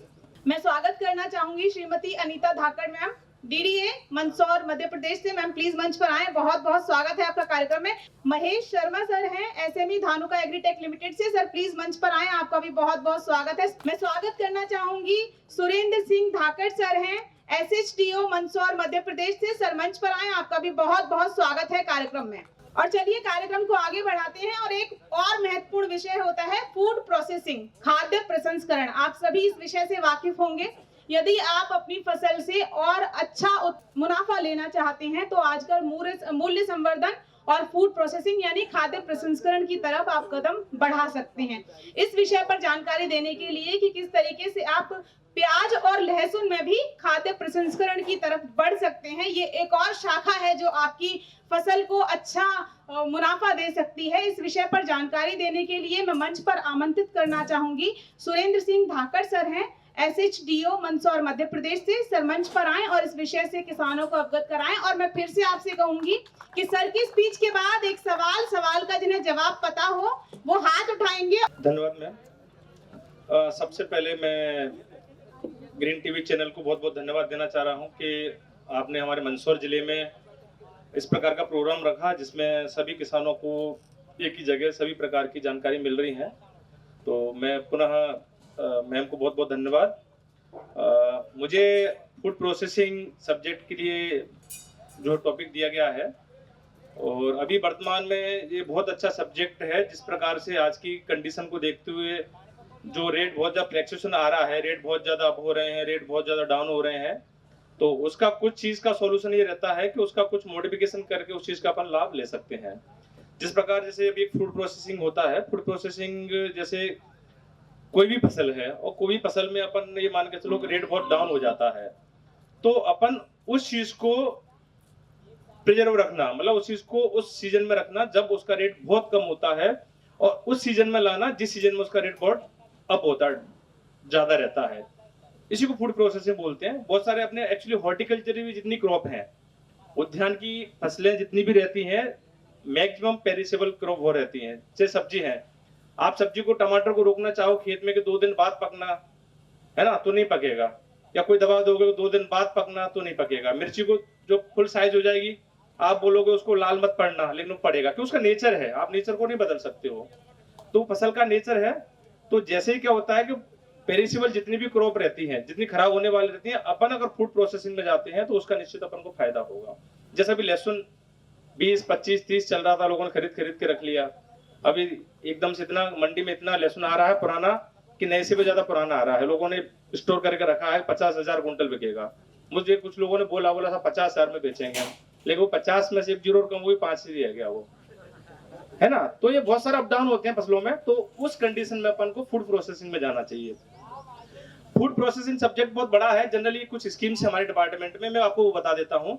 अगर कोई भी व्यक्ति फूड प्रोसेसिंग में जाना चाह रहा है, और फूड प्रोसेसिंग लहसुन प्याज की ही नहीं, जो भी फसलें हैं उसकी फूड प्रोसेसिंग करना चाह रहा है, तो पीएमएफएमई योजना है हॉर्टिकल्चर डिपार्टमेंट में। उसका डिपार्टमेंट का मैं आपको पहले एड्रेस बता देता हूँ कि जैसे ही आप मंदसौर आओगे दलोदा तरफ से जो ओवर ब्रिज बना हुआ है, जैसे ओवर ब्रिज आप डाउन करोगे और जो रिलायंस पेट्रोल पंप है उसके सामने जो गवर्नमेंट नर्सरी है, आप उसमें जाओगे, बिल्कुल लास्ट में चले जाओगे तो ब्लॉक ऑफिस है, वहाँ पे आप और जानकारी ले सकते हो। और बाकी जो पहला नंबर जो काउंटर है उस पर इस प्रकार के पीले कलर के जो है पंपलेट रखे हुए हैं जिसमें समस्त योजनाओं की जानकारी लिखी हुई है। उसमें 2 तरह के पंपलेट है, पीएमएफएमई प्लस विभागीय स्कीम्स भी जो रहती है उसकी भी जानकारी है। तो अगर कोई भी व्यक्ति फूड प्रोसेसिंग काम करना चाह रहा है, फूड प्रोसेसिंग आप ऐसे समझ लीजिए कि कोई भी ऐसा उसका जो मेन उत्पाद है, जैसा भी अपन पास में देखें अलसी खड़ा है, गेहूं खड़ा है, चना खड़ा है, तो जो भी आपका मेन उत्पाद है, अगर उसका आकार और प्रकार अगर अपन परिवर्तित कर देते हैं, उसका मूल रूप परिवर्तित कर देते हैं, वो सारी चीजें फूड प्रोसेसिंग अंतर्गत आ जाती है। चाहे कोई भी चीज हो, लेकिन फूड प्रोसेसिंग मतलब खाने वाली चीज की प्रोसेसिंग है ना, न कि बकरी पालन करना, कि भेड़ पालन करना, कि पशुपालन करना। फूड प्रोसेसिंग में यही है कि जो खाने वाली चीजें हैं आप उसका आकार प्रकार बदल दो तो सारी चीजें फूड प्रोसेसिंग में आ जाते हैं। उसमें गवर्नमेंट की तरफ से 35% अनुदान है। जो भी आपकी प्रोजेक्ट कॉस्ट रहेगी, प्रोजेक्ट कॉस्ट मतलब अपनी भाषा में समझ लो कि जो भी अपन यूनिट डाल रहे हैं उस यूनिट में जो भी आपकी लागत रहेगी उस लागत का 35% अधिकतम 10 लाख रुपए। और इसमें कोई ऐसा कोई सीमा नहीं है कि 1 लाख का नहीं हो सकता। जैसे अपन फूड प्रोसेसिंग इंडस्ट्री की बात करते हैं तो जनरली अपने दिमाग में जाता है कि लाखों की बात होगी, करोड़ों की बात, ऐसा कुछ नहीं है। आप जो है 1-1.5 लाख रुपए से स्टार्ट करके 35-40 लाख तक का प्रोजेक्ट इसमें डाल सकते हैं। कुछ प्रोजेक्ट के मैं आपको नाम बता देता हूँ जिस प्रकार इस यूनिट में अपन मेजर कर सकते हैं। जैसे अभी मंदसौर में लगभग 110 यूनिट सैंक्शन हुई है, जिसमें मेजर जो है जैसे पापड़ उद्योग। आज के जनरली परिवार सेपरेशन हो गया है, सब अलग अलग रह गए हैं, लोगों पे टाइम नहीं है। हर कोई, पहले तो पुराने जमाने में लोग पापड़ सब लोग मोहल्ले के, घर के, परिवार के लोग बनाते थे, तो पापड़ उद्योग भी खोल सकते हैं। ये उद्योग 2 प्रकार से चला सकता है। एक तो खुद पापड़ बना के बेच सकते हो, दूसरा आप एक कॉन्ट्रैक्ट बेस, मतलब आप अपने 1 किलो दाल लाइए, हम 50 रुपए लेंगे, आपका पापड़ बनाएंगे, ठीक है। तो इस प्रकार का उद्योग भी डाल सकते हो। तो पापड़ उद्योग है। कच्ची घानी का ऑयल मिल, कल किसी ने पेपर पढ़ा था, एक पेपर में फ्रंट में एक न्यूज आई थी, किसी उदयपुर के किसी डॉक्टर ने बोला है कि मंदसौर, रतलाम, नीमच में सबसे ज्यादा अटैक आ रहा है। मालूम है आपको? अहमदाबाद में सबसे ज्यादा अटैक लोग मालवा के जा रहे हैं, खासकर रतलाम, नीमच, मंदसौर 3 जिले के। क्यों जा रहे हैं मालूम है आपको? कि सबसे ज्यादा कचौरी समोसे यहाँ के लोग खाते हैं, पेट भर के 2-2, 3-3, है ना। और काला तेल के खा रहे हैं ना, काले तेल के, क्योंकि सस्ता वाला तेल उपयोग करेगा ना दुकान वाला, उसको प्रॉफिट चाहिए, तो उसी तेल को बार-बार उपयोग कर रहा है। तो इस चीज से बचने के लिए मैं तो ये तो नहीं कहूंगा कि समोसे कचौरी खाना छोड़ दो, बट उसका सुधार अपन कुछ कर सकते हैं। तो अपन कच्ची घानी का ऑयल मिल भी अपन डाल सकते हैं। कच्ची घानी का एक प्रोजेक्ट डलता है जिसमें आप घानी लगती है, पुराने जमाने में भी चलते थे, अब उसके ट्रेडिशनल नई चीज आ गए हैं, उसमें फिल्ट्रेशन भी आता है, फिल्टर भी आता है। तो इसमें आपका सरसों, सोयाबीन, अलसी, जो भी तेल वाली फसलें हैं उनका आप तेल निकाल के खुद मार्केट में बेच सकते हो। और अपने गांव में मोसर होते हैं, शादी मौसम को अवेयर कर सकते हो कि आप शुद्ध तेल लीजिए। क्योंकि किसी जमाने में देखा था कि डीजल 80-90 रुपए किलो लीटर होता था, और पेट्रोल जो घासलेट है, क्या बोलते हैं उसको, मिट्टी का तेल, वो लगभग 30-35-25 होता था। तो लोग मिलावट करते थे, दुकान जो गुमठी लगाते ना गांव में बेचने वाले लोग, मिलावट करते थे घासलेट। इसी प्रकार आपके तेल, इसमें भी घासलेट मिला हुआ है। घासलेट मतलब पाम ऑयल। क्यों पाम ऑयल आ रहा है लीटर में 30 रुपए 35 रुपए लीटर, और आपका सरसों का, सोयाबीन का भाव देखो उस हिसाब से लीटर 150 रुपए लीटर पड़ रहा है। तो 150 रुपए लीटर में अगर वो मिलाएंगे पाम ऑयल तो उनको सस्ता पड़ेगा। तो अपन 50% पाम ऑयल खा रहे हैं। तो अपन पाम ऑयल को अवॉइड करने के लिए आप अपने ही जिले में इस स्कीम्स के अंतर्गत यूनिट खोलें, लोगों को दें, शादी ब्याह में लोगों से ऑर्डर लें, वहां भी दें, पैकिंग करके खुद की ब्रांड करके गांव के नाम से, खुद की फर्म के नाम से, जिस प्रकार की आप बेचना चाह रहे हैं कच्ची घानी का आप कर सकते हो। उदाहरण के लिए आप देखें तो एक टोल टैक्स से पिपलिया मंडी पे जब जाते हैं ना, तो जैसे ही पिपलिया मंडी का टोल पार करते हैं, स्वास्थ्य के नाम से शायद ना, स्वास्थ्य नाम से ना, स्वास्थ्य के नाम से है, और उसका अच्छा चल रहा है, लेकिन मार्केट से आपको 50 रुपए प्लस भाव मिलता है, क्यों उसमें पाम ऑयल नहीं है। तो इस प्रकार आप कच्ची घानी का ऑयल मिल, और बहुत सारे उद्योग हैं, दाल मिल, आप खुद का दाल बना के बेच सकते हैं। आटा फ्लोर मिल, आजकल बच्चे स्कूल के, कॉलेज के रह रहे हैं, उनको बाहर से आटा खरीद रहे हैं, मैदा मिला हुआ रहता है आटे में भी, तो प्योर आटे को आप प्रिजर्व नहीं कर सकते, मैदा मिल जाता है तो रखा रहता है। तो आप प्योर आटा जो है खुद बना के बेच सकते हैं, गांव में लगा सकते हैं, आटा चक्की लगा सकते हैं, ठीक है। पापड़ उद्योग, नमकीन उद्योग है, प्लस मिल्क बेस्ड प्रोडक्ट। आप डेयरी पालन पे नहीं जा सकते, पर डेयरी प्रोडक्ट पे जा सकते। किसी को मावा भट्टी लगानी है, या आपको मिल्क पार्लर जैसे आइसक्रीम पार्लर खोलना है आपको, ठीक है, इस प्रकार से खोलना है, तो इस प्रकार के भी जितने भी मिल्क बेस्ड प्रोडक्ट हैं, जो दूध से बनने वाले प्रोडक्ट हैं, वो भी प्रोसेसिंग के अंदर आ सकते हैं। जैसे घी बनाना, एक सेंट्रीफ्यूगल मशीन लगती है, घुमाते हैं, उसका सेपरेट अलग निकलता है, क्रीम अलग निकलती है, तो उसके अंतर्गत भी आ सकती है। अपन नमकीन बनाते हैं तो एक आजकल वो मशीन आ रही है, ऊपर ही घुमाते हैं कढ़ाई के, और इस प्रकार से मतलब समस्त उद्योग है जो भी आप डालना चाह रहे हो, जिसमें उसका आकार और प्रकार परिवर्तित हो जाए, सारी चीजें हम अपने विभाग से सब्सिडी में आपको दे रहे हैं। उम्र का कोई वो नहीं है, कम से कम 18 साल उम्र होना चाहिए। अधिकतम उम्र की सीमा यह है कि कम से कम जब वो व्यक्ति लोन दे रहा हो तब उस 60 साल के आसपास उसकी लोन चुकता हो जाना चाहिए, ठीक है। ये दोनों चीज में ना पढ़ाई लिखाई का कोई नहीं है। एक इसमें मेन चीज है कि आप बैंक से डिफॉल्टर नहीं होना चाहिए किसी प्रकार से, आपका सिविल अच्छा होना चाहिए, बैंक से फाइनेंस हो जाता है। टारगेट की भी कोई सीमा नहीं है, टारगेट की कोई कमी नहीं। हमारे पास 50 लोग भी आएंगे, हम 50 भी सेंक्शन करवाएंगे, आपके डीपीआर बनवाएंगे, बैंक में जाएंगे, आपके साथ हम भी बैंक में जाएंगे, मेहनत करेंगे। तो इस प्रकार आप इस उद्योग में फायदा ले सकते हो, ठीक है। ये फूड प्रोसेसिंग है। बाकी किसी particular subject food processing unit में बताना थोड़ा सा पॉसिबल नहीं होगा टाइम को देखते हुए, बट और आपको जानकारी लेनी है तो हमारा स्टॉल लगा हुआ है, स्टॉल का विभाग में आप आ सकते हैं। ठीक है। और एक चीज और है, हमारे विभाग में अभी गर्मियों के पंजीयन चल रहे हैं सब्जी के। जो गर्मियों में सब्जी की खेती करते हैं, किसी भी कैटेगरी के व्यक्ति हो, SC ST OBC सामान्य, तो अभी लक्ष्य प्राप्त हो गए हैं। ऑनलाइन पंजीयन कराएं, जिस व्यक्ति के नाम से जमीन है वो लाभ ले सकते हैं। ST कैटेगरी में तो अभी हमारे पास टारगेट उपलब्ध है। तो आप जो भी व्यक्ति और योजना लेना चाह रहा है तो स्टॉल पे जाके जानकारी ले ले। बाकी फूड प्रोसेसिंग का मेनली जो मैंने आपको सब्सिडी वाला जो मैटर है वो मैंने आपको लगभग क्लियर कर दिया है, जो भी लेना चाह रहा है। इसमें एक चीज और है, जिस व्यक्ति के बैंक में सैंक्शन हो जाएगा, डिस्पर्स हो जाएगा, उसके बाद कुछ समय उसी समय AIF होता है, एग्रीकल्चर इंफ्रास्ट्रक्चर फंड, उसमें अगर आपका आवेदन कर देंगे तो आपको रेट ऑफ इंटरेस्ट पे भी 3% की छूट मिल जाएगी। मतलब 35% सब्सिडी तो है ही, पर आपको ब्याज पे भी 3% की छूट मिल जाएगी। बहुत बहुत धन्यवाद सभी का, जो सबने मुझे सुना। सर 2 मिनट का समय और चाहूंगी आपका। एक सवाल सर पूछें। सवाल का जवाब जिनको पता होगा हाथ सिर्फ उठाएंगे, माइक आपके पास आएगा और उसी में आपको सवाल का जवाब बताना है। अभी मैं फूड प्रोसेसिंग की बात कर रहा था, तो मैंने फूड प्रोसेसिंग में जिसमें आप आवेदन करोगे, लाभ लोगे, उस स्कीम्स का नाम क्या है? मैंने स्कीम्स का नाम बताया था आपको कि इस स्कीम के अंतर्गत आप लाभ ले सकते हैं। मेरा नाम गोपाल, गाँव रातीखेड़ी, जिला मंदसौर जी।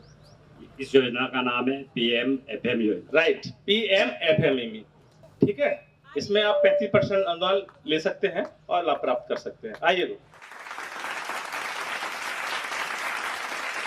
Thank you sir, thank you so much ये तमाम जानकारियां हमारे किसानों को देने के लिए। और आइए कुछ स्कीम्स के बारे में जानते हैं कि कृषि विभाग द्वारा प्रदेश के किसानों के लिए कौन सी ऐसी योजनाएं चल रही हैं जो आपको खेती में, यदि आप उनका इस्तेमाल करते हैं, यदि उन योजनाओं का लाभ उठाते हैं तो आप अच्छी सफल खेती कर सकते हैं। आपको आर्थिक सहायता किन स्कीम्स में मिलती है, एग्री मशीनरीज यदि आप लेते हैं तो अनुदान कौन सी स्कीम्स के तहत कितना कितना आप पा सकते हैं। इन सब योजनाओं की जानकारी देने के लिए मैं मंच पर आमंत्रित करना चाहूंगी श्रीमती अनीता धाकर मैम है, deputy director agriculture Mandsaur Madhya Pradesh से। मैम प्लीज मंच पर आएं और हमारे किसानों को विस्तार से थोड़ा इन स्कीम्स के बारे में बताएं जो कृषि विभाग द्वारा किसानों के लिए चलाई जा रही हैं।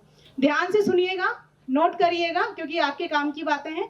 और पूरी स्पीच के बाद मैम एक सवाल भी आपसे पूछेंगे, उसका जवाब दीजिएगा। मैम प्लीज आएं। आज की कार्यशाला में पधारे सभी कृषक बंधु, हमारे मंदसौर जिले के सभी का बहुत बहुत स्वागत है। ग्रीन टीवी द्वारा आयोजित इस वर्कशॉप में कृषि विभाग को जो दायित्व दिया गया है वो ये है कि हमारी जो योजनाएं जिले में संचालित हो रही है, वैसे आप सभी वाकिफ होंगे, फिर भी मैं संक्षिप्त रूप में आपको परिचय देना चाहूँगी। जो मुख्य योजनाएं हैं यंत्रों से संबंधित, सभी जानते हैं कि जो स्प्रिंकलर है या ड्रिप है या पंप है, पाइपलाइन है, इस पर विभाग द्वारा अनुदान दिया जाता है। जैसे डीजल विद्युत पंप पे 50% या मैक्सिमम 10,000 रुपीज़ है, 10,000 रुपये तक अनुदान दिया जाता है। इसी प्रकार पाइपलाइन पर 15,000 रुपये तक का अनुदान है। स्प्रिंकलर पर भी जो 50% अनुदान दे है और ड्रिप पर भी हमारी विभाग द्वारा अनुदान दिया जाता है। ये जो है 0.4 हेक्टेयर से मैक्सिमम 2 हेक्टेयर एरिया तक के लिए दे होता है। साथ ही इस बार जो नया टारगेट आया है हमारे पास मिनी स्प्रिंकलर का भी है, तो आप मिनी स्प्रिंकलर का भी लाभ ले सकते हैं विभाग द्वारा। और दूसरी जो योजनाएं हैं इसमें जैसे कि राष्ट्रीय दलहन मिशन है या राष्ट्रीय तिलहन मिशन है, इसके अंतर्गत यंत्रों के साथ साथ ही जो पौध संरक्षण औषधि रहती है या जिप्सम पायराइट हुआ या वीडीसाइड आप लोग यूज करते हैं, इस पर भी किसानों को अनुदान दे रहता है। बहुत सारे किसान इसके संबंध में जानकारी नहीं रखते हैं, इसीलिए मैं उन लोगों को बताना चाहूंगी कि विभाग द्वारा जो भी आप इंसेक्टिसाइड यूज करते हैं, चाहे रबी क्रॉप के लिए हो चाहे खरीफ के लिए हो, उस पर मैक्सिमम 2 हेक्टेयर तक और 1 हेक्टेयर पे 500 रुपए तक का अनुदान दे रहता है और मैक्सिमम 2 हेक्टेयर मतलब 1,000 रुपए तक का अनुदान दिया जाता है। जो आप आपके ग्रामीण कृषि विस्तार अधिकारी से संपर्क कर आप जो भी इंसेक्टिसाइड या वीडीसाइड खरीदते हैं उसका बिल देंगे तो वो आपके डायरेक्ट खाते में आ जाता है।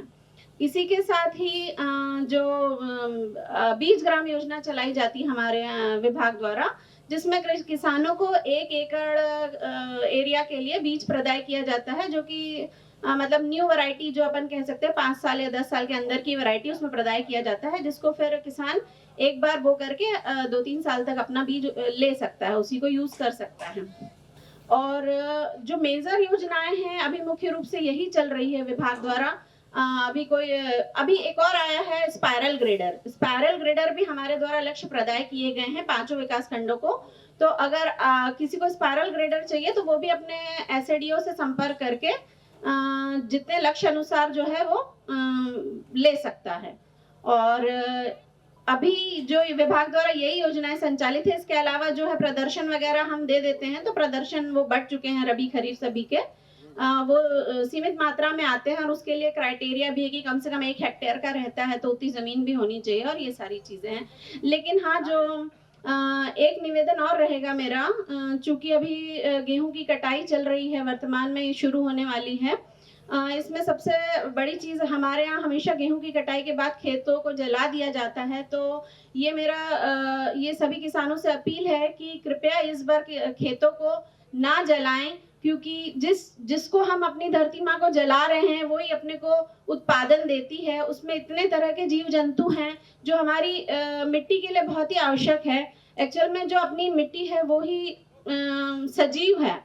अगर अपन किसी सजीव चीज को जला रहे हैं मतलब अपन गलत कर रहे हैं। वहाँ कहीं ना कहीं जो जीव जंतु हैं, सूक्ष्म जीव हैं, जो हमारी फसल और मिट्टी के लिए बहुत लाभदायक है, हम उसको डायरेक्टली इनडायरेक्टली रूप से कहीं ना कहीं मार रहे हैं।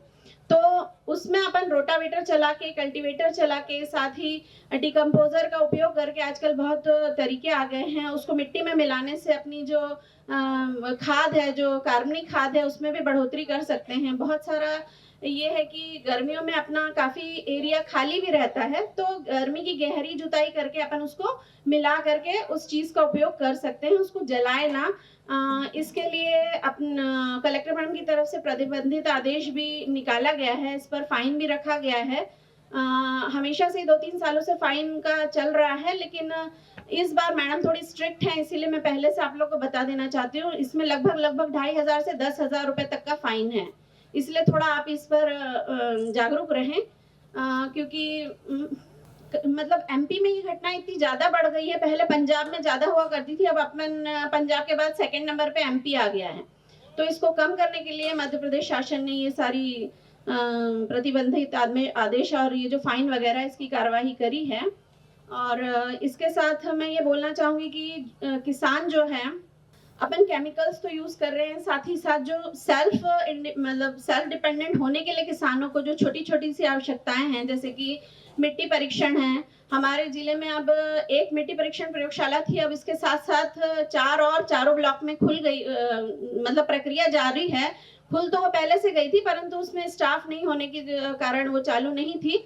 उसको बहुत जल्दी ही, मतलब ये समझ लीजिए कि फरवरी या मार्च तक हम चालू करने जा रहे हैं, जिसको कि मतलब जो युवा उद्यमी हैं और जो अन्य संस्थाएं हैं उसके माध्यम से चालू हो रही हैं। तो आप अपने विकासखंड स्तर पे ही मिट्टी परीक्षण का लाभ ले सकते हैं करवा करके।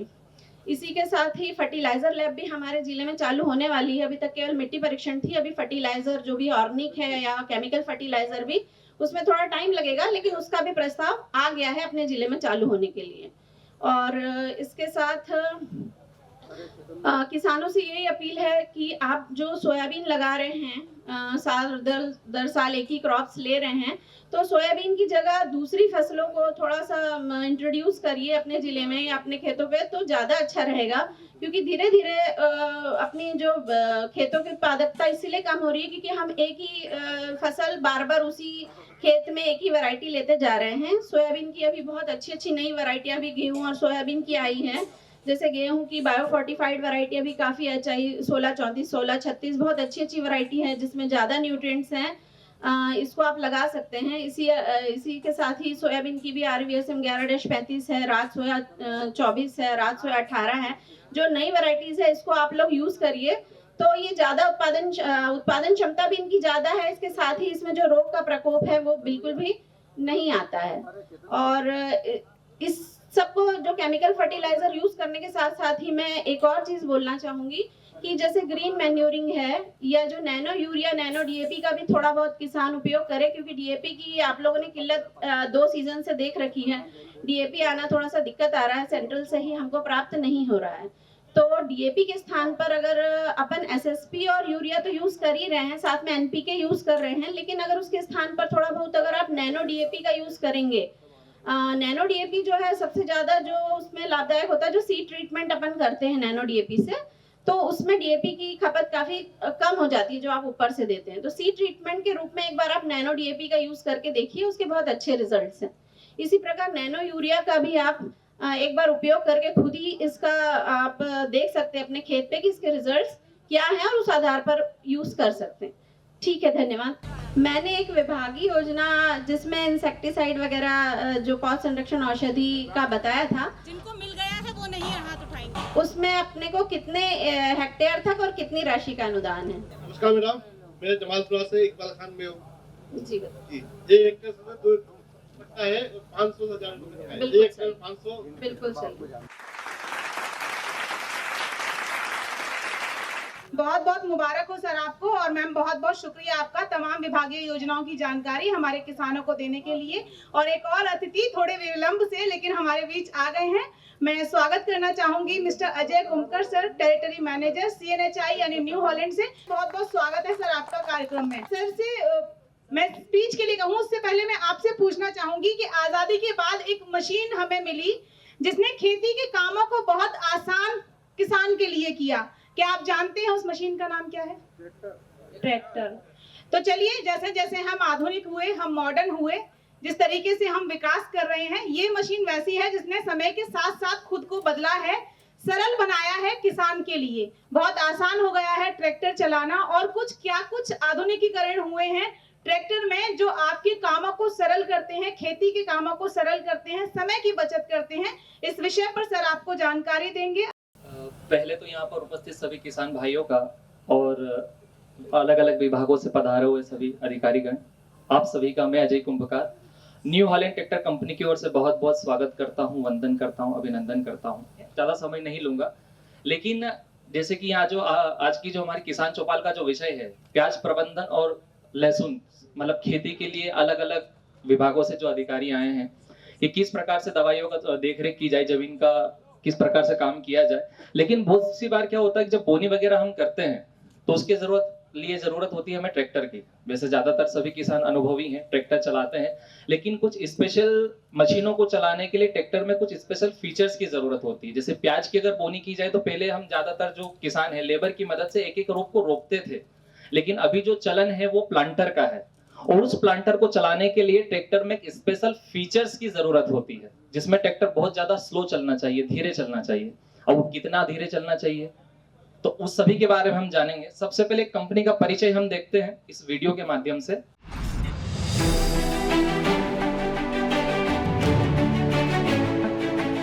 न्यू हॉलैंड, हर किसान की असली ताकत, दे किसान को ऊंची उड़ान।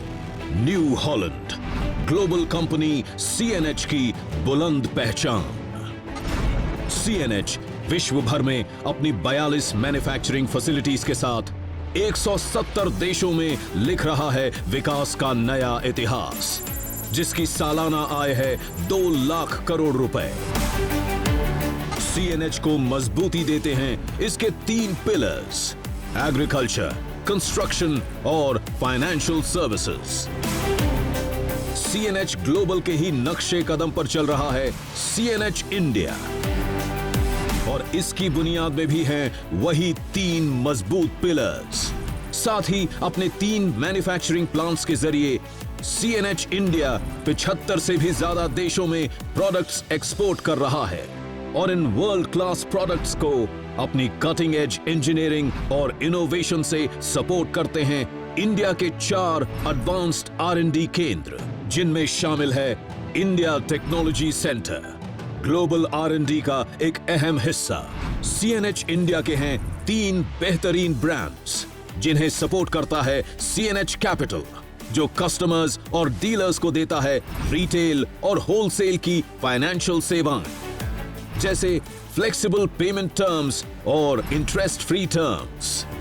CNH इंडिया का कंस्ट्रक्शन ब्रांड केस कंस्ट्रक्शन, जो अपने क्षेत्र में एक जाना माना नाम है, और एग्रीकल्चर ब्रांड्स में शामिल है केस IH, जो भारत में मैकेनाइज्ड शुगर हार्वेस्टिंग की शुरुआत के लिए विख्यात है, और न्यू हॉलैंड, जो ट्रैक्टर्स, हार्वेस्टर्स, इम्प्लीमेंट्स और बेलर्स जैसी एग्रीकल्चरल मशीन्स का है चैंपियन। 125 सालों से दुनिया भर के किसानों के दिलों पर राज कर रहा है न्यू हॉलैंड। भारत में न्यू हॉलैंड ट्रैक्टर्स की मैन्युफैक्चरिंग की शुरुआत हुई 1998 से। अपने शुरुआती दिनों से ही न्यू हॉलैंड ने भारत की फार्मिंग को बनाया है आसान और फायदेमंद। भारतीय कृषि की जरूरतें बदल रही हैं। उसी के हिसाब से न्यू हॉलैंड अपनी वर्ल्ड क्लास टेक्नोलॉजी से इंस्पायर्ड होकर भारत में ला रहा है नई टेक्नोलॉजी से सुसज्जित प्रोडक्ट्स। न्यू हॉलैंड आप तक लाता है आपकी कृषि और कमर्शियल एप्लीकेशंस के मुताबिक हर सेगमेंट के ट्रैक्टर्स। भारत की जमीन भारत की ही तरह डाइवर्स है। इसका भूगोल, मिट्टी और फसल सब में बहुत भिन्नता है। न्यू हॉलैंड ये समझते हैं, तभी तो है इसके पास हर प्रकार की एग्रीकल्चरल मशीनरी। मिट्टी चाहे गीली हो, सूखी हो, नर्म हो या कठोर, और फसल चाहे धान हो, गेहूं हो, गन्ना हो या कपास, न्यू हॉलैंड ऐसे हर हालात को ध्यान में रखते हुए आपके हर काम के लिए लाते हैं सर्वोत्तम प्रोडक्ट्स। कृषि के लिए भूमि तैयार करनी है या बुआई, कटाई करनी है या कटाई के बाद होने वाले कृषि कार्य, अब रहिए बेफिक्र। न्यू हॉलैंड के पास है हर समाधान। इसलिए न्यू हॉलैंड मतलब complete farm mechanization solution. New Holland अपने 500 से भी अधिक डीलर्स के साथ कस्टमर्स की हर मुश्किल को बनाते हैं आसान। तभी तो आज 5 लाख से भी ज्यादा कस्टमर्स न्यू हॉलैंड परिवार का अटूट हिस्सा हैं। न्यू हॉलैंड, भारतीय किसान की पहचान। तभी तो है ये हर किसान का अभिमान। तो ये है न्यू हॉलैंड कंपनी का परिचय। वैसे ज्यादातर किसान ये समझते हैं कि जो न्यू हॉलैंड ट्रैक्टर कंपनी है शायद 20 या 25 साल पुरानी कंपनी है, लेकिन ये 20, 25, 50 नहीं, लगभग 130 साल पुरानी कंपनी है। 130। 100 साल का जो सफर होता है उसे तय करने में काफी ज्यादा मेहनत और तकनीक की जरूरत होती है। तो यही 130 साल का सफर न्यू हॉलैंड ने भी पूरा किया है। भारतवर्ष की बात की जाए तो न्यू हॉलैंड ट्रैक्टर कंपनी का जो कारखाना है 1996 में ग्रेटर नोएडा में इसकी नींव रखी गई। आज न्यू हॉलैंड के भारत में 3 कारखाने हैं, 3 प्लांट हैं। सबसे पहला नोएडा में है जहां पर हम 20 HP से लेकर 110 HP तक के ट्रैक्टर बनाते हैं, और दूसरा कारखाना जो हमारा है वो पुणे महाराष्ट्र में है, जहां पर हम कृषि समाधान की सभी मशीनरी यानी ट्रैक्टर के अलावा कृषि में उपयोग में आने वाली हर प्रकार की मशीन, चाहे वो कंबाइन हार्वेस्टर हो, शुगर केन हार्वेस्टर हो, रेक हो, बेलर हो, यानी जो पराली हम जला देते हैं उसे न जलाकर बेलर बना सकते हैं, तो वो बनाने की मशीनरी भी न्यू हॉलैंड कंपनी बनाती है। तो उसका जो कारखाना है वो पुणे महाराष्ट्र में है। और तीसरा कारखाना है हमारे धार जिले के पीथमपुर में, जहां पर हम कंस्ट्रक्शन की मशीनरी बनाते हैं। यानी रोड पर आपने रोड रोलर देखा है, बेको लोडर देखा है जिसे आप JCB कहते हैं, ग्रेडर, लोडर, डोजर, यानी ट्रैक्टर के अलावा हर प्रकार की हैवी मशीनरी भी न्यू हॉलैंड ट्रैक्टर कंपनी बनाती है। यानी काफी ज्यादा तो इतने सालों का अनुभव और हर प्रकार की मशीनें बनाने का अनुभव, तो इसका फायदा कहीं ना कहीं आप किसानों को मिलता है। अब वो किस प्रकार से मिलता है, इन ट्रैक्टरों के माध्यम से हम समझने की कोशिश करेंगे। वैसे ट्रैक्टर 20 HP से लेकर 110 HP तक के ट्रैक्टर हमारे पास हैं। हर प्रकार की HP श्रेणी है, हर प्रकार का टायर साइज है। अगर आप 650-16 के टायर, 616 के टायर, 750-16 के टायर, 818, 8320, 950-24, ये अगले टायर की बात कर रहा हूं मैं। इतने सारे ऑप्शन सिर्फ अगले पहियों में। पिछले पहियों की बात की जाए तो 13/6/28, 14/9/28, 16/9/28, 15/9/28, 16/9/30, यानी हर प्रकार की टायर साइज, हर प्रकार का track New Holland tractor company हर प्रकार की HP श्रेणी का ट्रैक्टर आप लोगों को न्यू हॉलैंड उपलब्ध करवाती है। ये न्यू हॉलैंड कंपनी का एक इतिहास है कि किस प्रकार से हमने 130 सालों का सफर पूरा किया है, जिसमें हमने 1998 में सबसे पहला ट्रैक्टर लॉन्च किया था, फोर्ड न्यू हॉलैंड 5630। ये 70 HP का ट्रैक्टर था। ये बताने का मतलब ये है कि हमने जो भारत में शुरुआत की है वो हायर HP से की है, यानी बड़े ट्रैक्टरों से की है। हमने पहला ट्रैक्टर ही 70 HP का बनाया था, लेकिन उस दौर में 35 HP, 40 HP का ट्रैक्टर बहुत बड़ा होता था। लेकिन आज का जो हमारा चलन है 50 HP, 55 HP के ट्रैक्टर कम से कम किसानों को लेना है। यानी अगर आप न्यू हॉलैंड ट्रैक्टर कंपनी का 50, 55 जो भी ट्रैक्टर खरीदते हैं तो उसमें 130 साल का अनुभव उस ट्रैक्टर में आपको मिल जाता है। ये कुछ फीचर्स हैं जिनको new Holland tractor company tractor industry में लेकर आई थी। मैंने कहा कि 130 साल पुराने हैं, तो हमने इस 130 सालों में किया क्या है। सबसे पहला फीचर्स आप देख सकते हैं, इसमें जो इंजन है ये न्यू हॉलैंड कंपनी का खुद का इंजन है इवेको। जितनी भी बड़ी बड़ी मशीनरी आती है ये इवेको इंजन उस ट्रैक्टर में मिलता है, उस मशीनरी में मिलता है। और इसमें हम एफपीटी टेक्नोलॉजी का उपयोग करते हैं। एफपीटी यानी फिएट पावर ट्रेन टेक्नोलॉजी, जो कि बड़े बड़े समुद्री जहाज में इस तकनीक का उपयोग किया जाता है। यानी इस ट्रैक्टर के ऊपर भी अगर आप बड़ा काम करते हैं, बड़ा प्लाऊ चलाते हैं, बड़ा कल्टीवेटर चलाते हैं, बड़ा रोटावेटर चलाते हैं, हेवी काम भी करते हैं, तो इस इंजन को कोई नुकसान नहीं है। ये न्यू हॉलैंड कंपनी का खुद का बड़ा इंजन है। 4 व्हील ड्राइव, आज ज्यादातर किसान 4 व्हील ड्राइव ट्रैक्टर लेना पसंद करते हैं, चारों पहियों की ताकत से चलने वाला ट्रैक्टर पसंद हम आज 2025 में कर रहे हैं, 24 में कर रहे हैं। लेकिन न्यू हॉलैंड ट्रैक्टर कंपनी इस ट्रैक्टर को 1973 से बनाती है। कहने का मतलब ये है कि कोई भी मशीनरी जब बाजार में आती है तो कहीं ना कहीं हो सकता है उसमें थोड़ी बहुत दिक्कत परेशानी हो, क्योंकि वो नई है। लेकिन इतने सालों से कोई मशीन अगर आपके बीच में उपलब्ध है तो आज पूरी तरीके से परफेक्ट है। ठीक है, ऐसे बहुत सारे फीचर्स हैं, लेकिन अभी हमारा जो विषय है प्याज प्रबंधन, तो हम मॉडल के ऊपर चलते हैं। ये है हमारा ट्रैक्टर न्यू हॉलैंड 5510 एक्सल। अगर आप प्याज की खेती करते हैं, ऐसा नहीं कि ये दूसरे काम नहीं करेगा। जनरली हमारे क्षेत्र में सोयाबीन, गेहूं, ज्वार, बाजरा, मूंग, उड़द, लहसुन, प्याज, आलू, ये खेतियां होती हैं। तो उसके लिए कोई भी 50 एचपी का ट्रैक्टर ले लीजिए, 45 एचपी का ट्रैक्टर ले लीजिए, हर एचपी का ट्रैक्टर वो काम करेगा। लेकिन इस ट्रैक्टर में एक फीचर्स ऐसा है जिसकी जरूरत आपको प्याज की बोनी के लिए लगती है। जब आप प्याज रोपते हैं तो उसके लिए ट्रैक्टर आपका बहुत ज्यादा धीरे चलना चाहिए।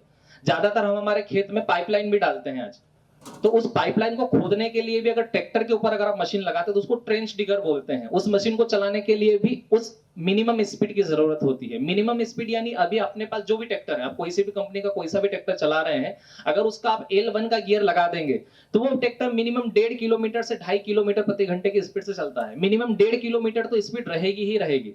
लेकिन ये ट्रैक्टर इतना ज्यादा धीरे चलता है कि 1 मिनट में मात्र 5 फीट। इस हिसाब से अगर मैं कैलकुलेट करूं तो 1 किलोमीटर जाने में करीब 11 घंटे लगेंगे, इतने ज्यादा स्लो। और तेज 34 किलोमीटर प्रति घंटे की स्पीड, यानी मोटरसाइकिल की स्पीड। तो हर प्रकार की स्पीड आपको इस ट्रैक्टर में मिलती है। ये 50 एचपी श्रेणी का ट्रैक्टर है। एक्चुअल में 50 एचपी पासिंग होती, 55 एचपी कैटेगरी का ट्रैक्टर आपको मिलता है। पिछले टायर 16/9/28 के आते हैं और अगले टायर 7/50/16 के होते हैं। इसमें 4 व्हील ड्राइव की भी सुविधा उपलब्ध है। अगर आप 4 व्हील ड्राइव ट्रैक्टर लेते हैं तो 9/50/24 के टायर आपको इसमें मिलते हैं। न्यू हॉलैंड कंपनी का खुद का इंजन इस ट्रैक्टर में होता है। डबल क्लच, एक क्लच पैर में, एक क्लच हाथ में, डबल क्लच इस ट्रैक्टर में आता है। पल्टीपलो का वाल्व भी कंपनी फिटेड आता है। लिफ्टोमेटिक बटन की भी सुविधा इस ट्रैक्टर में होती है। लिफ्टोमेटिक एक प्रकार का फीचर्स है जो न्यू हॉलैंड ट्रैक्टर कंपनी अपने सभी ट्रैक्टरों में देती है। इसका बहुत ज्यादा फायदा आप लोगों को मिलता है। अगर इसकी बारीकी को आप समझे तो मैं उदाहरण देना चाहूंगा सोयाबीन की खेती से। हम सोयाबीन की जो बोनी करते हैं लगभग 1 इंच, 1.25 इंच, 1.25 इंच पे करते हैं। आप बार बार लीवर की मदद से इंप्लीमेंट को उठाते हैं, यानी सिड्रिल को उठाते हैं, ट्रैक्टर पलटाते हैं और वापस लीवर से ही सिड्रिल को बिठाते हैं। बार बार ऊपर नीचे करने में अगर सूद भर का भी फर्क आया तो हो सकता है आपकी सोयाबीन जो आपको 1 इंच बोना थी वो 2 इंच चली गई, और 2 घंटे बाद हो जाए बारिश तो सोयाबीन सड़ जाएगी, कहीं ना कहीं हमारा नुकसान होगा। ये चीज हम समझते हैं। लेकिन इस ट्रैक्टर में लिफ्टोमेटिक बटन का फीचर्स है, उसकी मदद से आपको लीवर को हाथ लगाना ही नहीं है। खेत के कोने पे पहुंच के आप बटन दबा दीजिए, आपका इंप्लीमेंट, सीड्रिल, कल्टीवेटर, रोटावेटर, प्लो जो भी है वो ऊपर उड़ जाएगा और ट्रैक्टर पलटा के उस बटन को आप वापस दबा दीजिए। इंप्लीमेंट उसी गहराई पर बैठेगा जो आपने सेट कर रखी है। मतलब आज बोनी करने के लिए अनुभवी व्यक्ति की भी जरूरत नहीं है। अगर घर में आपका कोई बालक है जो ट्रैक्टर चलाना जानता है, आपका कोई हली है जिससे आप काम करवाना चाहते हैं, तो आप एक बार सेट करके दे दीजिए, वो व्यक्ति बहुत अच्छी बोनी कर देगा। इसके अलावा बहुत सारे और भी फीचर्स हैं, जैसे ज्यादातर अभी जो चलन है कल्टीवेटर, चाहे वो 50-57 का आप जो भी कह लो, वो कल्टीवेटर का प्रकार है, और पलाव और सीड्रिल, ये 3 मशीनें ऐसी हैं जो खींचने वाली हैं। आप ट्रैक्टर के पीछे लगाते हो, ट्रैक्टर खींचता है। लेकिन ज्यादातर मशीनरी जैसे रोटावेटर, थ्रेसर, हाड़ंबा, दवाई उड़ाना, स्प्रे पंप, खाद उड़ाना, फर्टिलाइजर, ब्रॉडकास्टर, प्लांटर, पीटीओ चलित ट्राली, ट्रैक्टर के ऊपर हार्वेस्टर लगाना, आज ज्यादातर मशीनरी पीटीओ से चलने वाली है। तो आप जो भी ट्रैक्टर खरीदें, लाखों रुपए आप देते हैं, ट्रैक्टर कोई सी भी कंपनी का हो, लेकिन ट्रैक्टर में फीचर्स पीटीओ के ज्यादा होने चाहिए। होता क्या है, एक 540 स्टैंडर्ड का फीचर्स दुनिया के सभी ट्रैक्टरों में आता है। चाहे आप 20 साल पुराना कोई ट्रैक्टर चला रहे हैं, उसमें है। मतलब जितना ट्रैक्टर ताकत रखता है उतना काम पीटीओ पे आप कर सकते हैं, वो फायदे की चीज है। लेकिन उसी 50 एचपी का ट्रैक्टर अगर आपने लिया है, 55 एचपी का ट्रैक्टर लिया है, और काम उस पर करना है दवाई उड़ाने का, खाद उड़ाने का, ग्रेडिंग करने का, जो आपका 30-35 एचपी का ट्रैक्टर भी कर देता है, तो आप 50 एचपी या 55 एचपी का डीजल क्यों चलाओगे? तो आज ट्रैक्टर में ऐसा फीचर्स आता है कि आप इंजन आरपीएम कम करके भी पीटीओ का आरपीएम पूरा ले सकते हो, यानी उस ट्रैक्टर को आप छोटा बना सकते हो, सिंपल भाषा में कहें तो। इस ट्रैक्टर में रिवर्स पीटीओ की भी सुविधा होती है। किसी वजह से पीटीओ वापस रिवर्स घुमाना है, थ्रेशर हड़म्बा में गाला फंस जाए, रोटावेटर में मिट्टी फंस जाए, कोई भी कारण हो, पीटीओ रिवर्स घुमाना है, पीटीओ रिवर्स घूमेगा। एक और फंक्शन होता है मल्टी स्पीड, यानी गियर की मदद से भी आप आरपीएम को कम ज्यादा कर सकते हो। और आखिरी प्रकार होता है ग्राउंड स्पीड का। हमारे इधर ट्राली चलती 50 क्विंटल की, 70 क्विंटल की, यही ट्राली हम चलाते हैं। लेकिन हमारे इधर हम हिच के ऊपर ट्राली को टांगते हैं। लेकिन हमने मोबाइल पे वीडियो देखे हरियाणा पंजाब की, वो ट्रालियां पीटीओ चलित हैं। अब शर्त ये है कि अगर मैं ट्राली को पीटीओ के पहिए से घुमा रहा हूं तो ट्रैक्टर का पहिया और ट्राली का पहिया एक जैसा चलना चाहिए। अगर पीटीओ तेज घूमेगा तो ट्राली ट्रैक्टर को धक्का लगाएगी। तो इस फंक्शन को कहते हैं ग्राउंड स्पीड पीटीओ। तो बहुत अच्छी बात यह है कि ये सारे फंक्शन खरीदने के लिए आपको 3 या 4 ट्रैक्टर खरीदने की जरूरत नहीं है। न्यू हॉलैंड के एक ही ट्रैक्टर में ये सारे फीचर्स आपको मिल जाते हैं। और ऐसा नहीं कि इसी ट्रैक्टर में, न्यू हॉलैंड के और भी ट्रैक्टर हैं। 3230 सुपर ले लीजिए, 45 एचपी का ट्रैक्टर, 3600 ले लीजिए, 47 एचपी 50 एचपी कैटेगरी का ट्रैक्टर, 3602 सुपर ले लीजिए। इन ट्रैक्टरों में भी ये सारे फीचर्स आपको एक ही ट्रैक्टर में मिल जाते हैं। यानी आप एक ट्रैक्टर खरीदिए और आपको उसमें सारे फीचर्स मिल जाएंगे। ज्यादातर होता क्या है कि हम ट्रैक्टर खरीदने जाते हैं तो 10, 20, 25 हजार की बार्गेनिंग करते हैं और उसने मेरा मान सम्मान नहीं रखा और ये कहकर हम जल्दबाजी में कोई दूसरा ट्रैक्टर खरीद लेते हैं। ट्रैक्टर बार्गेनिंग करना आपका अधिकार है, करना भी चाहिए। ट्रैक्टर दूसरा खरीदना चाहिए, सब खरीदना चाहिए, लेकिन आपको ये सुनिश्चित करना चाहिए कि आप जो ट्रैक्टर खरीद रहे हो उसमें सारे फीचर्स हैं या नहीं है। हम 1000 रुपए के कपड़े खरीदते हैं तो 4 जोड़ी पहन कर देखते हैं। ये लाखों रुपए का ट्रैक्टर है और आपको खेत में काम करके देता है, पैसा कमा के देता है। तो बहुत सारे फीचर्स आपको ट्रैक्टर में देखने चाहिए। ये पीटीओ के सारे फंक्शन आपको इस ट्रैक्टर में मिल जाते हैं। डबल क्लच की सुविधा इस ट्रैक्टर में मिलती है। इस ट्रैक्टर में 3 मॉडल आपको मिलते हैं, 12+12, 20+20 और 24+24। 12+12 का मतलब है 4 गियर हाई में, 4 गियर मीडियम में और 4 गियर लो में आगे की तरफ मिलेंगे और हाथ में स्टीयरिंग के पास में शटल गियर आएगा। उसी की मदद से ये 12 स्पीड आपको रिवर्स में भी मिलती है, यानी टोटल 24 स्पीड। 20+20 में आपको 4 गियर हाई में, 4 गियर मीडियम में, 4 गियर लो में, 4 गियर क्रीपर में यानी धीरे चलने वाला और 4 गियर सुपर क्रीपर में मिलते हैं, यानी 20 गियर आगे मिलते हैं और शटल की मदद से 20 गियर रिवर्स में भी मिलते हैं, यानी 40 गियर का ट्रैक्टर। इसमें एक मॉडल और है 24+24 यानी 48 गियर का ट्रैक्टर, लेकिन ये कहीं ना कहीं कमर्शियल यूज का है। इतने सारे गियर के ऑप्शन बताने का उद्देश्य ये है कि आज किसानों को ट्रैक्टर खरीदना है, एक ही बार खरीदना है कि आज खरीद लिया, अब मैं 20 साल तक ट्रैक्टर नहीं खरीदूंगा। तो उसके लिए ये तो चीज सुनिश्चित करनी पड़ेगी कि आने वाले 10 साल में कौन सी मशीन आएगी हमको नहीं पता, लेकिन उसको चलाने के लिए जो फीचर्स होना चाहिए हम आज ही वो इस ट्रैक्टर में देते हैं, क्योंकि हम मल्टीनेशनल हैं। विदेशों में भी हमारी कंपनियां हैं, विदेशों में भी हमारे ट्रैक्टर चल रहे हैं।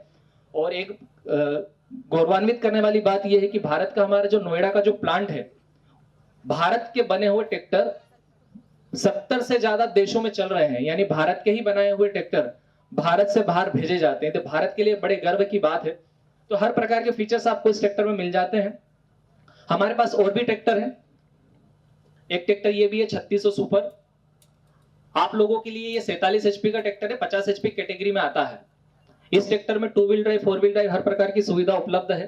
पिछले टायर 14/9/28 के और अगले टायर 6/50/16, 7/50/16, 8/18, 8/3/20 और 9/50/24 हर प्रकार की टायर साइज की उपलब्ध है। ये टायर साइज बताने का उद्देश्य ये होता है कि आज एक ही ट्रैक्टर से हमें सारे काम करना होता है। अगर आप आलू का काम करते हैं, खेत में दवाई उड़ाते हैं, डोरे चलाते हैं, तो हमें ट्रैक एडजस्ट करने की जरूरत होती है। ट्रैक आगे पहियों को छोटा बड़ा हम करते हैं। तो इस ट्रैक्टर में मिनिमम ट्रैक आपको 48 इंच का मिलेगा। 48 के बाद आप 52, 56, 60 जो ट्रैक करना चाहते हैं आप कर सकते हैं। हर प्रकार की सुविधा आपको इस ट्रैक्टर में मिल जाती है। हर प्रकार के गियर के ऑप्शन इस ट्रैक्टर में है। अगर आप 8+2 गियर बॉक्स लेना चाहते हैं, यानी 8 गियर आगे, 4 हाई में, 4 लो में, 2 रिवर्स में मिलेगा।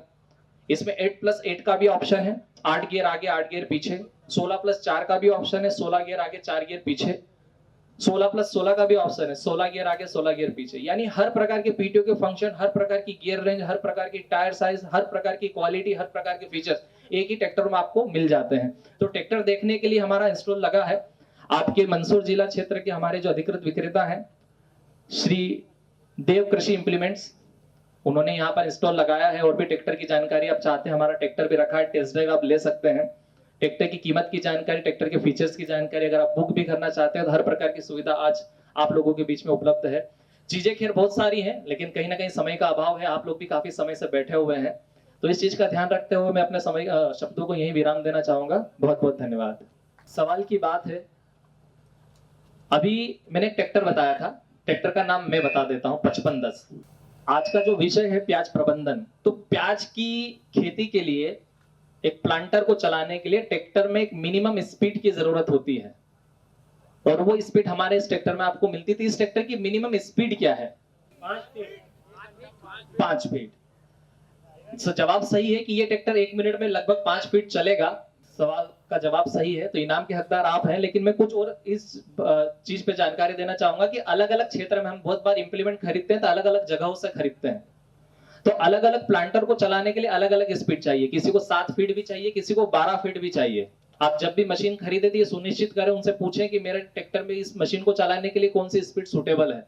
तो हर प्रकार की स्पीड आप ट्रैक्टर में लग सकती है, लेकिन इसमें मिनिमम 5 फीट मिलती है। 5 के बाद आप 6, 7, 8, 9, 10, 12, 15, 20 जो स्पीड आपको चाहिए इस ट्रैक्टर में हर प्रकार की स्पीड का ऑप्शन है। तो जवाब सही है। बहुत बहुत मुबारक हो सर आपको, और सर आपका भी बहुत बहुत शुक्रिया ये तमाम जानकारियां हमारे किसानों को देने के लिए। और साथ ही आपसे कहना चाहूंगी कि यदि आप न्यू हॉलैंड के बारे में कोई और जानकारी चाहते हैं, आप ट्रैक्टर देखना चाहते हैं, तो पीछे 2-3 मॉडल भी लगे हैं, आप देख सकते हैं। साथ ही न्यू हॉलैंड का टोल फ्री नंबर आप नोट कर सकते हैं 1800-419-0124 1800-419-0124। तो ये न्यू हॉलैंड का टोल फ्री नंबर है। साथ ही अगर आप और किसान चौपाल में एक प्रगतिशील किसान हैं, उनको भी मैं मंच पर आमंत्रित करना चाहूंगी। श्री बद्रीलाल धाकर जी हैं, सक्सेसफुल फार्मर हैं, प्याज और लहसुन की सफल खेती करते हैं। क्या कुछ ऐसा इन्होंने किया है अपनी खेती में जो आपके लिए प्रेरणा बन सकता है, या आपको खेती की ऐसी राह दिखा सकता है कि आप भी लहसुन और प्याज की खेती में सफलता की इबारत लिखें। तो मैं चाहूंगी कि सर अपने कुछ जो सीक्रेट्स हैं वो आपके साथ साझा करें और आपको बताएं कि कैसे आप और उन्नत खेती लहसुन और प्याज की कर सकते हैं। और इसके बाद हम सर्टिफिकेट डिस्ट्रीब्यूशन करेंगे, और कुछ हमारे ऐसे डीओस हैं जिनके जरिए आज की किसान चौपाल संपन्न हो सकी है। इतनी विशाल किसान चौपाल लगी है, और प्रदेश के अलग अलग ब्लॉक से, मंदसौर के अलग अलग गाँवों से, ब्लॉक से आप यहाँ पहुंचे हैं, तो उनको भी सम्मानित किया जाएगा। बहुत ही सम्माननीय हमारे सभी कृषक बंधु, सबसे पहले मैं आपसे एक नारा लगवाऊंगा, जय जवान जय किसान का। जो भी अन्न खाते हैं, क्योंकि हम किसान हैं, और जो अन्न खाता है वो इस नारे को जरूर लगा दे, जय जवान जय जवान। आज जो कार्यक्रम हमारे कृषि विभाग द्वारा रखा गया है वो प्याज एवं लहसुन प्रबंधन के संदर्भ में है, और इस संदर्भ में हमारा मंदसौर जिला कृषि के क्षेत्र में क्रांतिकारी परिवर्तन करने जा रहा है, और ज्यामिति अनुपात में इस क्षेत्र में तरक्की भी कर रहा है। हमारा किसान लहसुन के क्षेत्र में इतनी बड़ी क्रांतिकारी परिवर्तन कर चुका है कि आज पूरे देश के अंदर मंदसौर जिले का नाम और मंदसौर जिले की मंडियां पूरे देश में अपने उत्पादन से अपना इस क्षेत्र का नाम और इस क्षेत्र का परचम लहरा रहे हैं। मैं मुख्य रूप से आपसे एक बात कहना चाहूंगा कि हमारा मंदसौर जिले का किसान वैसे तो हर प्रकार की फसल को उत्पादित करता है, और मंदसौर जिला ही पूरे, जैसे यदि अविभाजित मंदसौर जिले को यदि माना जाए तो नीमच भी हमारी एक तहसील थी, और वो नीमच भी मंदसौर जिला ही यदि हम मान लें तो जितनी औषधि फसलें और जितनी मसाली वर्गीय फसलें हमारे मंदसौर जिले के अंदर होती है वो भारत के किसी कोने के अंदर नहीं होती है। और यदि देखा जाए तो नीमच की जो मंडी है वहां पर कोई सी भी क्राफ्ट या कोई सी भी चीज यदि इस धरती पे पैदा होने वाली यदि आप लेकर के चले जाओगे तो उसके बाजार मूल्य इतने अच्छे मिल जाएंगे, और आश्चर्य लगता है उन चीजों का नाम सुन करके कि यार ये फसल कौन सी है। जब हम देखते हैं तो हम उस मंदसौर जिले के किसान हैं, ये हमारा सौभाग्य है। मंदसौर जिले के किसानों से मैं एक बात कहना चाहूंगा, उससे पहले हमारे बहुत ही सम्माननीय हमारे कृषि विभाग की अधिकारी आदरणीय डीडीए अनीता मैडम जी, कृषि विज्ञान केंद्र मंदसौर के सभी सम्माननीय अधिकारी, हम हमारे वैज्ञानिक और हमारे कृषि विभाग के सभी सम्माननीय अधिकारीगण, और जो जितने भी हमारे किसान आज इस कार्यक्रम में उपस्थित हुए हैं, मैं बहुत बहुत धन्यवाद देना चाहूंगा कि आप व्यस्ततम समय जो आज अब किसानों का चल रहा है वो उसमें से थोड़ा समय निकाल करके अपनी खेती को और बेहतर बनाने के लिए और नई नई तकनीकी को हमारे खेती के अंदर लागू करने के लिए इस कार्यक्रम में सम्मिलित हुए हैं, जहां हमारे वैज्ञानिकों, हमारे कृषि अधिकारियों और प्राइवेट सेक्टर से भी बहुत सारे अनुभवी लोग हमारे बीच में उपस्थित हैं। उन्होंने बहुत तकनीकी जानकारी आपको दी है। यदि हम इन तकनीकों को अपनाएंगे तो हमारी खेती में जो आज हमारी खेती घाटे का व्यवसाय माना जाता है उसको हम लाभ के रूप में परिवर्तित कर सकते हैं। मैं आपको लहसुन के बारे में विशेष रूप से जानकारी देना चाहूंगा कि लहसुन वैसे तो हमारे क्षेत्र में बहुत सारी किस्में पैदा की जाती है, लेकिन फिर भी 4-5 वैरायटियां मुख्य रूप से हमारे किसान, जैसे तुलसी है, अमलेट है, G2 है, G5 है, G50 भी आ गई अब, और रियावन सिल्वर भी लगाई जा रही है। इसके अलावा खास करके एक ऊँटी से लहसुन जो आती है उस बीज को ज्यादा लगाया जाता है। उसका मेन कारण ये है कि वो बीज हमारे क्षेत्र में उत्पादन अच्छा देता है, लेकिन उस बीज की दो बुराइयां बड़ी है। एक बुराई तो ये है कि उसको हर साल खरीदना पड़ेगा, चाहे जो कीमत वो बता दे, ये सबसे बड़ी बुराई है। और हम उसको उनकी मुंह मांगी कीमत देकर जब हमारे खेतों में बोते हैं तो ये इस साल का ही गणित है कि हमने 50,000 रुपए कुंटल का पैसा दिया और आज हमारी 5,000 रुपए कुंटल भी नहीं बिक रही है, एक बिंदी गायब है। तो ये सबसे बड़ा जो नुकसान है, इस नुकसान से बचने के लिए हमें क्या करना है और इस वेराइटी का तोड़ क्या हो सकता है। दूसरा नुकसान ये है, इस फसल कर सकते हैं, ये इस लहसुन में नहीं कर सकते हैं। तो ये जो बड़ा नुकसान हमारे किसानों को जो हो रहा है इस फसल में, इस लहसुन को बोने से, इससे बचने के लिए कुछ किस्में हमारे क्षेत्र की विकसित हुई है और जिसमें रियावन सिल्वर भी बहुत बेहतर मानी जाती है, लेकिन वो हर खेत में नहीं हो पा रही है क्योंकि किसान कर नहीं पा रहा है। लेकिन G2 है, G5 है, तुलसी है, अमलेट है, ये वेराइटी ऐसी है जो हमारी यहाँ की प्राकृतिक, यहाँ की परंपरागत होने वाली खेती की मूल किस्में हैं, इनको लंबे समय से उपजाई कर सकते हैं। लेकिन हमने एक किस्म, इस बार 2 किस्में हमने कृषि विज्ञान केंद्र मंदसौर के आदरणीय हमारे बहुत ही सम्मानीय अधिकारी कृषि KVK के GS चुंडावत जी, जो वैज्ञानिक हैं, उनके मार्गदर्शन में हमने 3 सालों से बहुत सघन प्रयोग करके कुछ किस्में हमने विकसित करने का काम किया है। जो अभी आपने सुना हो तो जैसे हिमाचल से एक किस्म आई है, तो हिमाचल की सीधी वो यदि कोई कली यदि अपने यहाँ बोई जाए तो नहीं होगी, लेकिन उसको जब क्रॉस कर दी गई तो उससे वो बीज हमारे यहाँ पैदा होने लगा है। और उस बीज की ये विशेषता है कि उसको 12 महीने तक टिकाऊ है। सबसे बड़ी गठान उसकी 75 mm तक साइज की गठान बन जाती है। वो हर जगह उत्पादित हो रही है, या जहाँ लहसुन होना बंद हो गई वहां पर भी वो पैदा हो सकती है। उसका वाइटनेस बहुत ज्यादा है, वो दात्री भी नहीं होती है, उसके पर्दा भी बहुत ज्यादा है। तो ये सारी जो चीजें हैं, तो इस टाइप की कुछ फसलें हम यदि विकसित करेंगे, हमारा किसान ही वैज्ञानिक है, क्योंकि यदि वो अपने खेत में जाता है और यदि पूरे खेत पर यदि यदि गहराई से नजर को यदि घुमाएगा तो उस खेत में कोई न कोई एक पौधा ऐसा अलग दिख जाएगा जो अन्य सभी पौधों से भिन्न है। यदि उसकी उस किस्म को निकाल करके यदि 2-3 सालों में यदि उसकी बढ़ाई जाए तो वो एक नया बीज हमारा किसान तैयार करके हमारे किसानों को दे सकता है। ये हमारे किसान कर सकते हैं। तो हमारा किसान एक गलती जरूर कर रहा है कि जब भी हमारे किसानों को किसी फसल का, जैसे इस साल कोई भाव ज्यादा मिलता है तो उस फसल को बहुत ज्यादा अगले साल लगा लेता है, और उसका परिणाम ये होता है कि उसकी लागत मूल्य भी उसको नहीं मिल पाते। वैसे अभी हमारे देश के अंदर सभी फसलों के मूल्य कम मिल रहे हैं, इसका ये काम सरकारों का है, हम इस पर बात नहीं करेंगे। हमारी सरकारें जो काम कर रही है वो हमारे किसानों को किस प्रकार से आगे बढ़ाना है, हमारी सरकार की क्या योजनाएं हैं, उन योजनाओं का यदि हम लाभ लेकर के आगे बढ़ना चाहें तो हम निश्चित रूप से बहुत ज्यादा आगे बढ़ सकते हैं। हमारा किसान भोजन से पहले भोजन उत्पादन की बात करता है। हम जो यहाँ सीखने आए वो किसान हमारा सीखना चाहता है, तो हम किसानों से एक ही बात कहना चाहेंगे कि आप उन फसलों को लगाए जिससे ज्यादा से ज्यादा आप मुनाफा कमा सके, क्योंकि हमारी मंदसौर जिले की धरती वो धरती है जो किसी भी फसल को पैदा करके दे सकती है। तो हम उन परंपरागत फसलों को क्यों लगाएं जिससे हमें मुनाफा कम मिले और लागत ज्यादा हो। बहुत बहुत धन्यवाद। जय जवान जय किसान। और जैसा कि आप सभी जानते हैं कि आपको सूचित किया गया है, इस किसान चौपाल के बारे में जानकारी दी गई, और जिन SADOs के थ्रू आप तक मैसेज पहुंचा, संदेश पहुंचा, जो आपको यहाँ तक लेकर आए, सम्मान के हकदार वो भी हैं।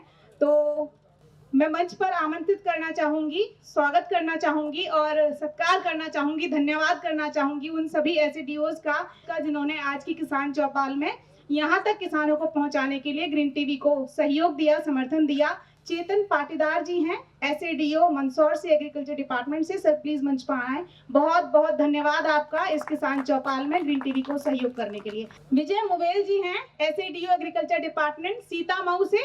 सर आपका भी बहुत बहुत धन्यवाद आज की किसान चौपाल में हमें सहयोग देने के लिए। दिनेश मकवाना जी हैं, SHDO हैं, हॉर्टिकल्चर डिपार्टमेंट मंदसौर से। सर आपका भी बहुत बहुत शुक्रिया इस किसान चौपाल में हमें सहयोग करने के लिए। और चलिए अब आप ही के बीच से 20 प्रगतिशील किसान जिन्हें सम्मानित किया जाएगा प्रशस्ति पत्र देकर, जो खेती में कुछ ऐसा कर रहे हैं जो अन्य किसानों के लिए प्रेरणा बन सकता है।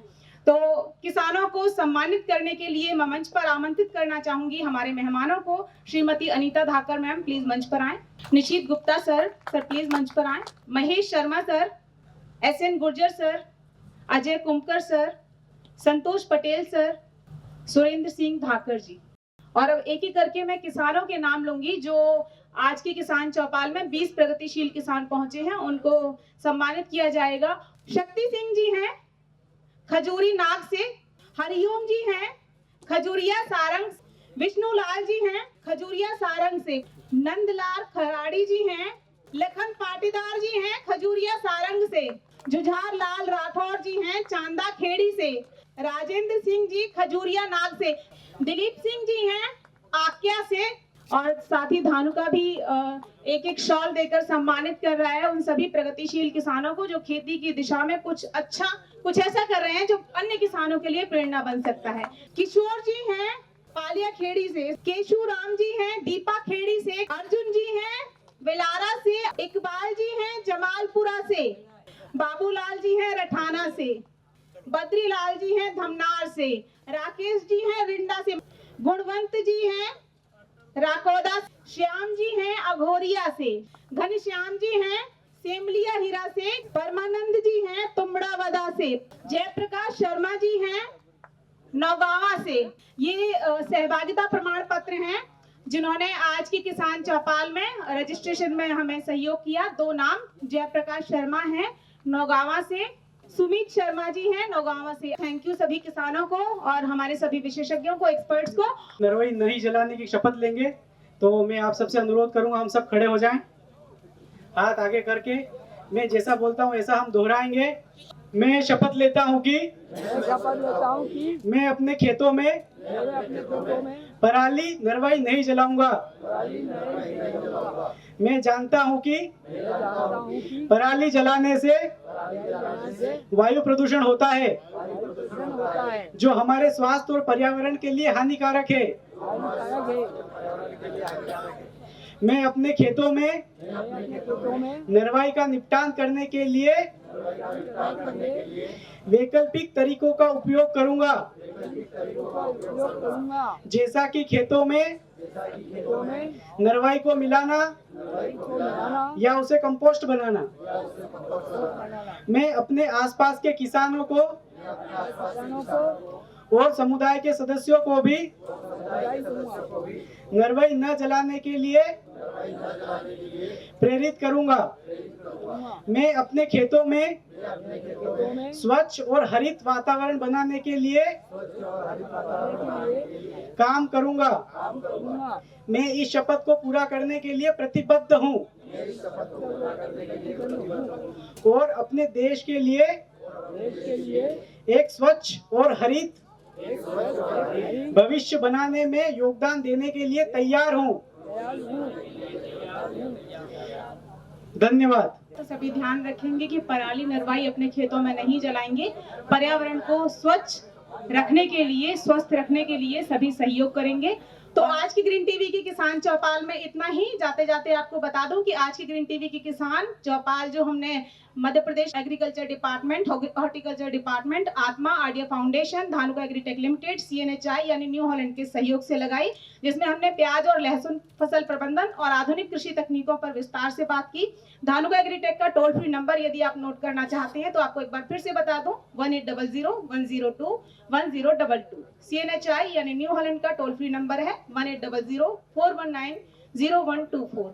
कार्यक्रम के बाद भी आप स्टॉल्स विजिट कर सकते हैं। और अब आप अपने नोटपैड और पेन सही इस्तेमाल करने के लिए एक और महत्वपूर्ण नंबर लिखेंगे जो कि ग्रीन टीवी का व्हाट्सएप नंबर है। एग्रीकल्चर हेल्पलाइन की तरह आप इस नंबर को अपने मोबाइल में सेव करके रख सकते हैं। देश भर के कृषि वैज्ञानिक जगह जगह से हमारे साथ जुड़े हुए हैं। यदि आपकी कोई कृषि से संबंधित समस्या है, आपकी फसल में रोग कीट का प्रकोप है, आप फोटो खींचकर इस नंबर पर भेज सकते हैं। पूरी कोशिश रहेगी कि आपको आपकी समस्या का समाधान हम व्हाट्सएप के जरिए दें। नंबर है 8097864300। ग्रीन टीवी इंडिया के नाम से यूट्यूब पर हमारा चैनल है। जो लोगो आप देख रहे हैं ये ग्रीन टीवी का लोगो है, ऐसा लोगो आपको नजर आएगा। तो आप यूट्यूब चैनल को सब्सक्राइब कर सकते हैं। तमाम वीडियोस, महत्वपूर्ण वीडियोस कृषि से संबंधित आपको इस प्लेटफॉर्म पर मिल जाएंगे। तो आज की किसान चौपाल में बस इतना ही। अभी के लिए मुझे दीजिए इजाजत। नमस्कार। देखिए ग्रीन टीवी यूट्यूब पर भी, बस सब्सक्राइब करें और बेल आइकन दबाएं।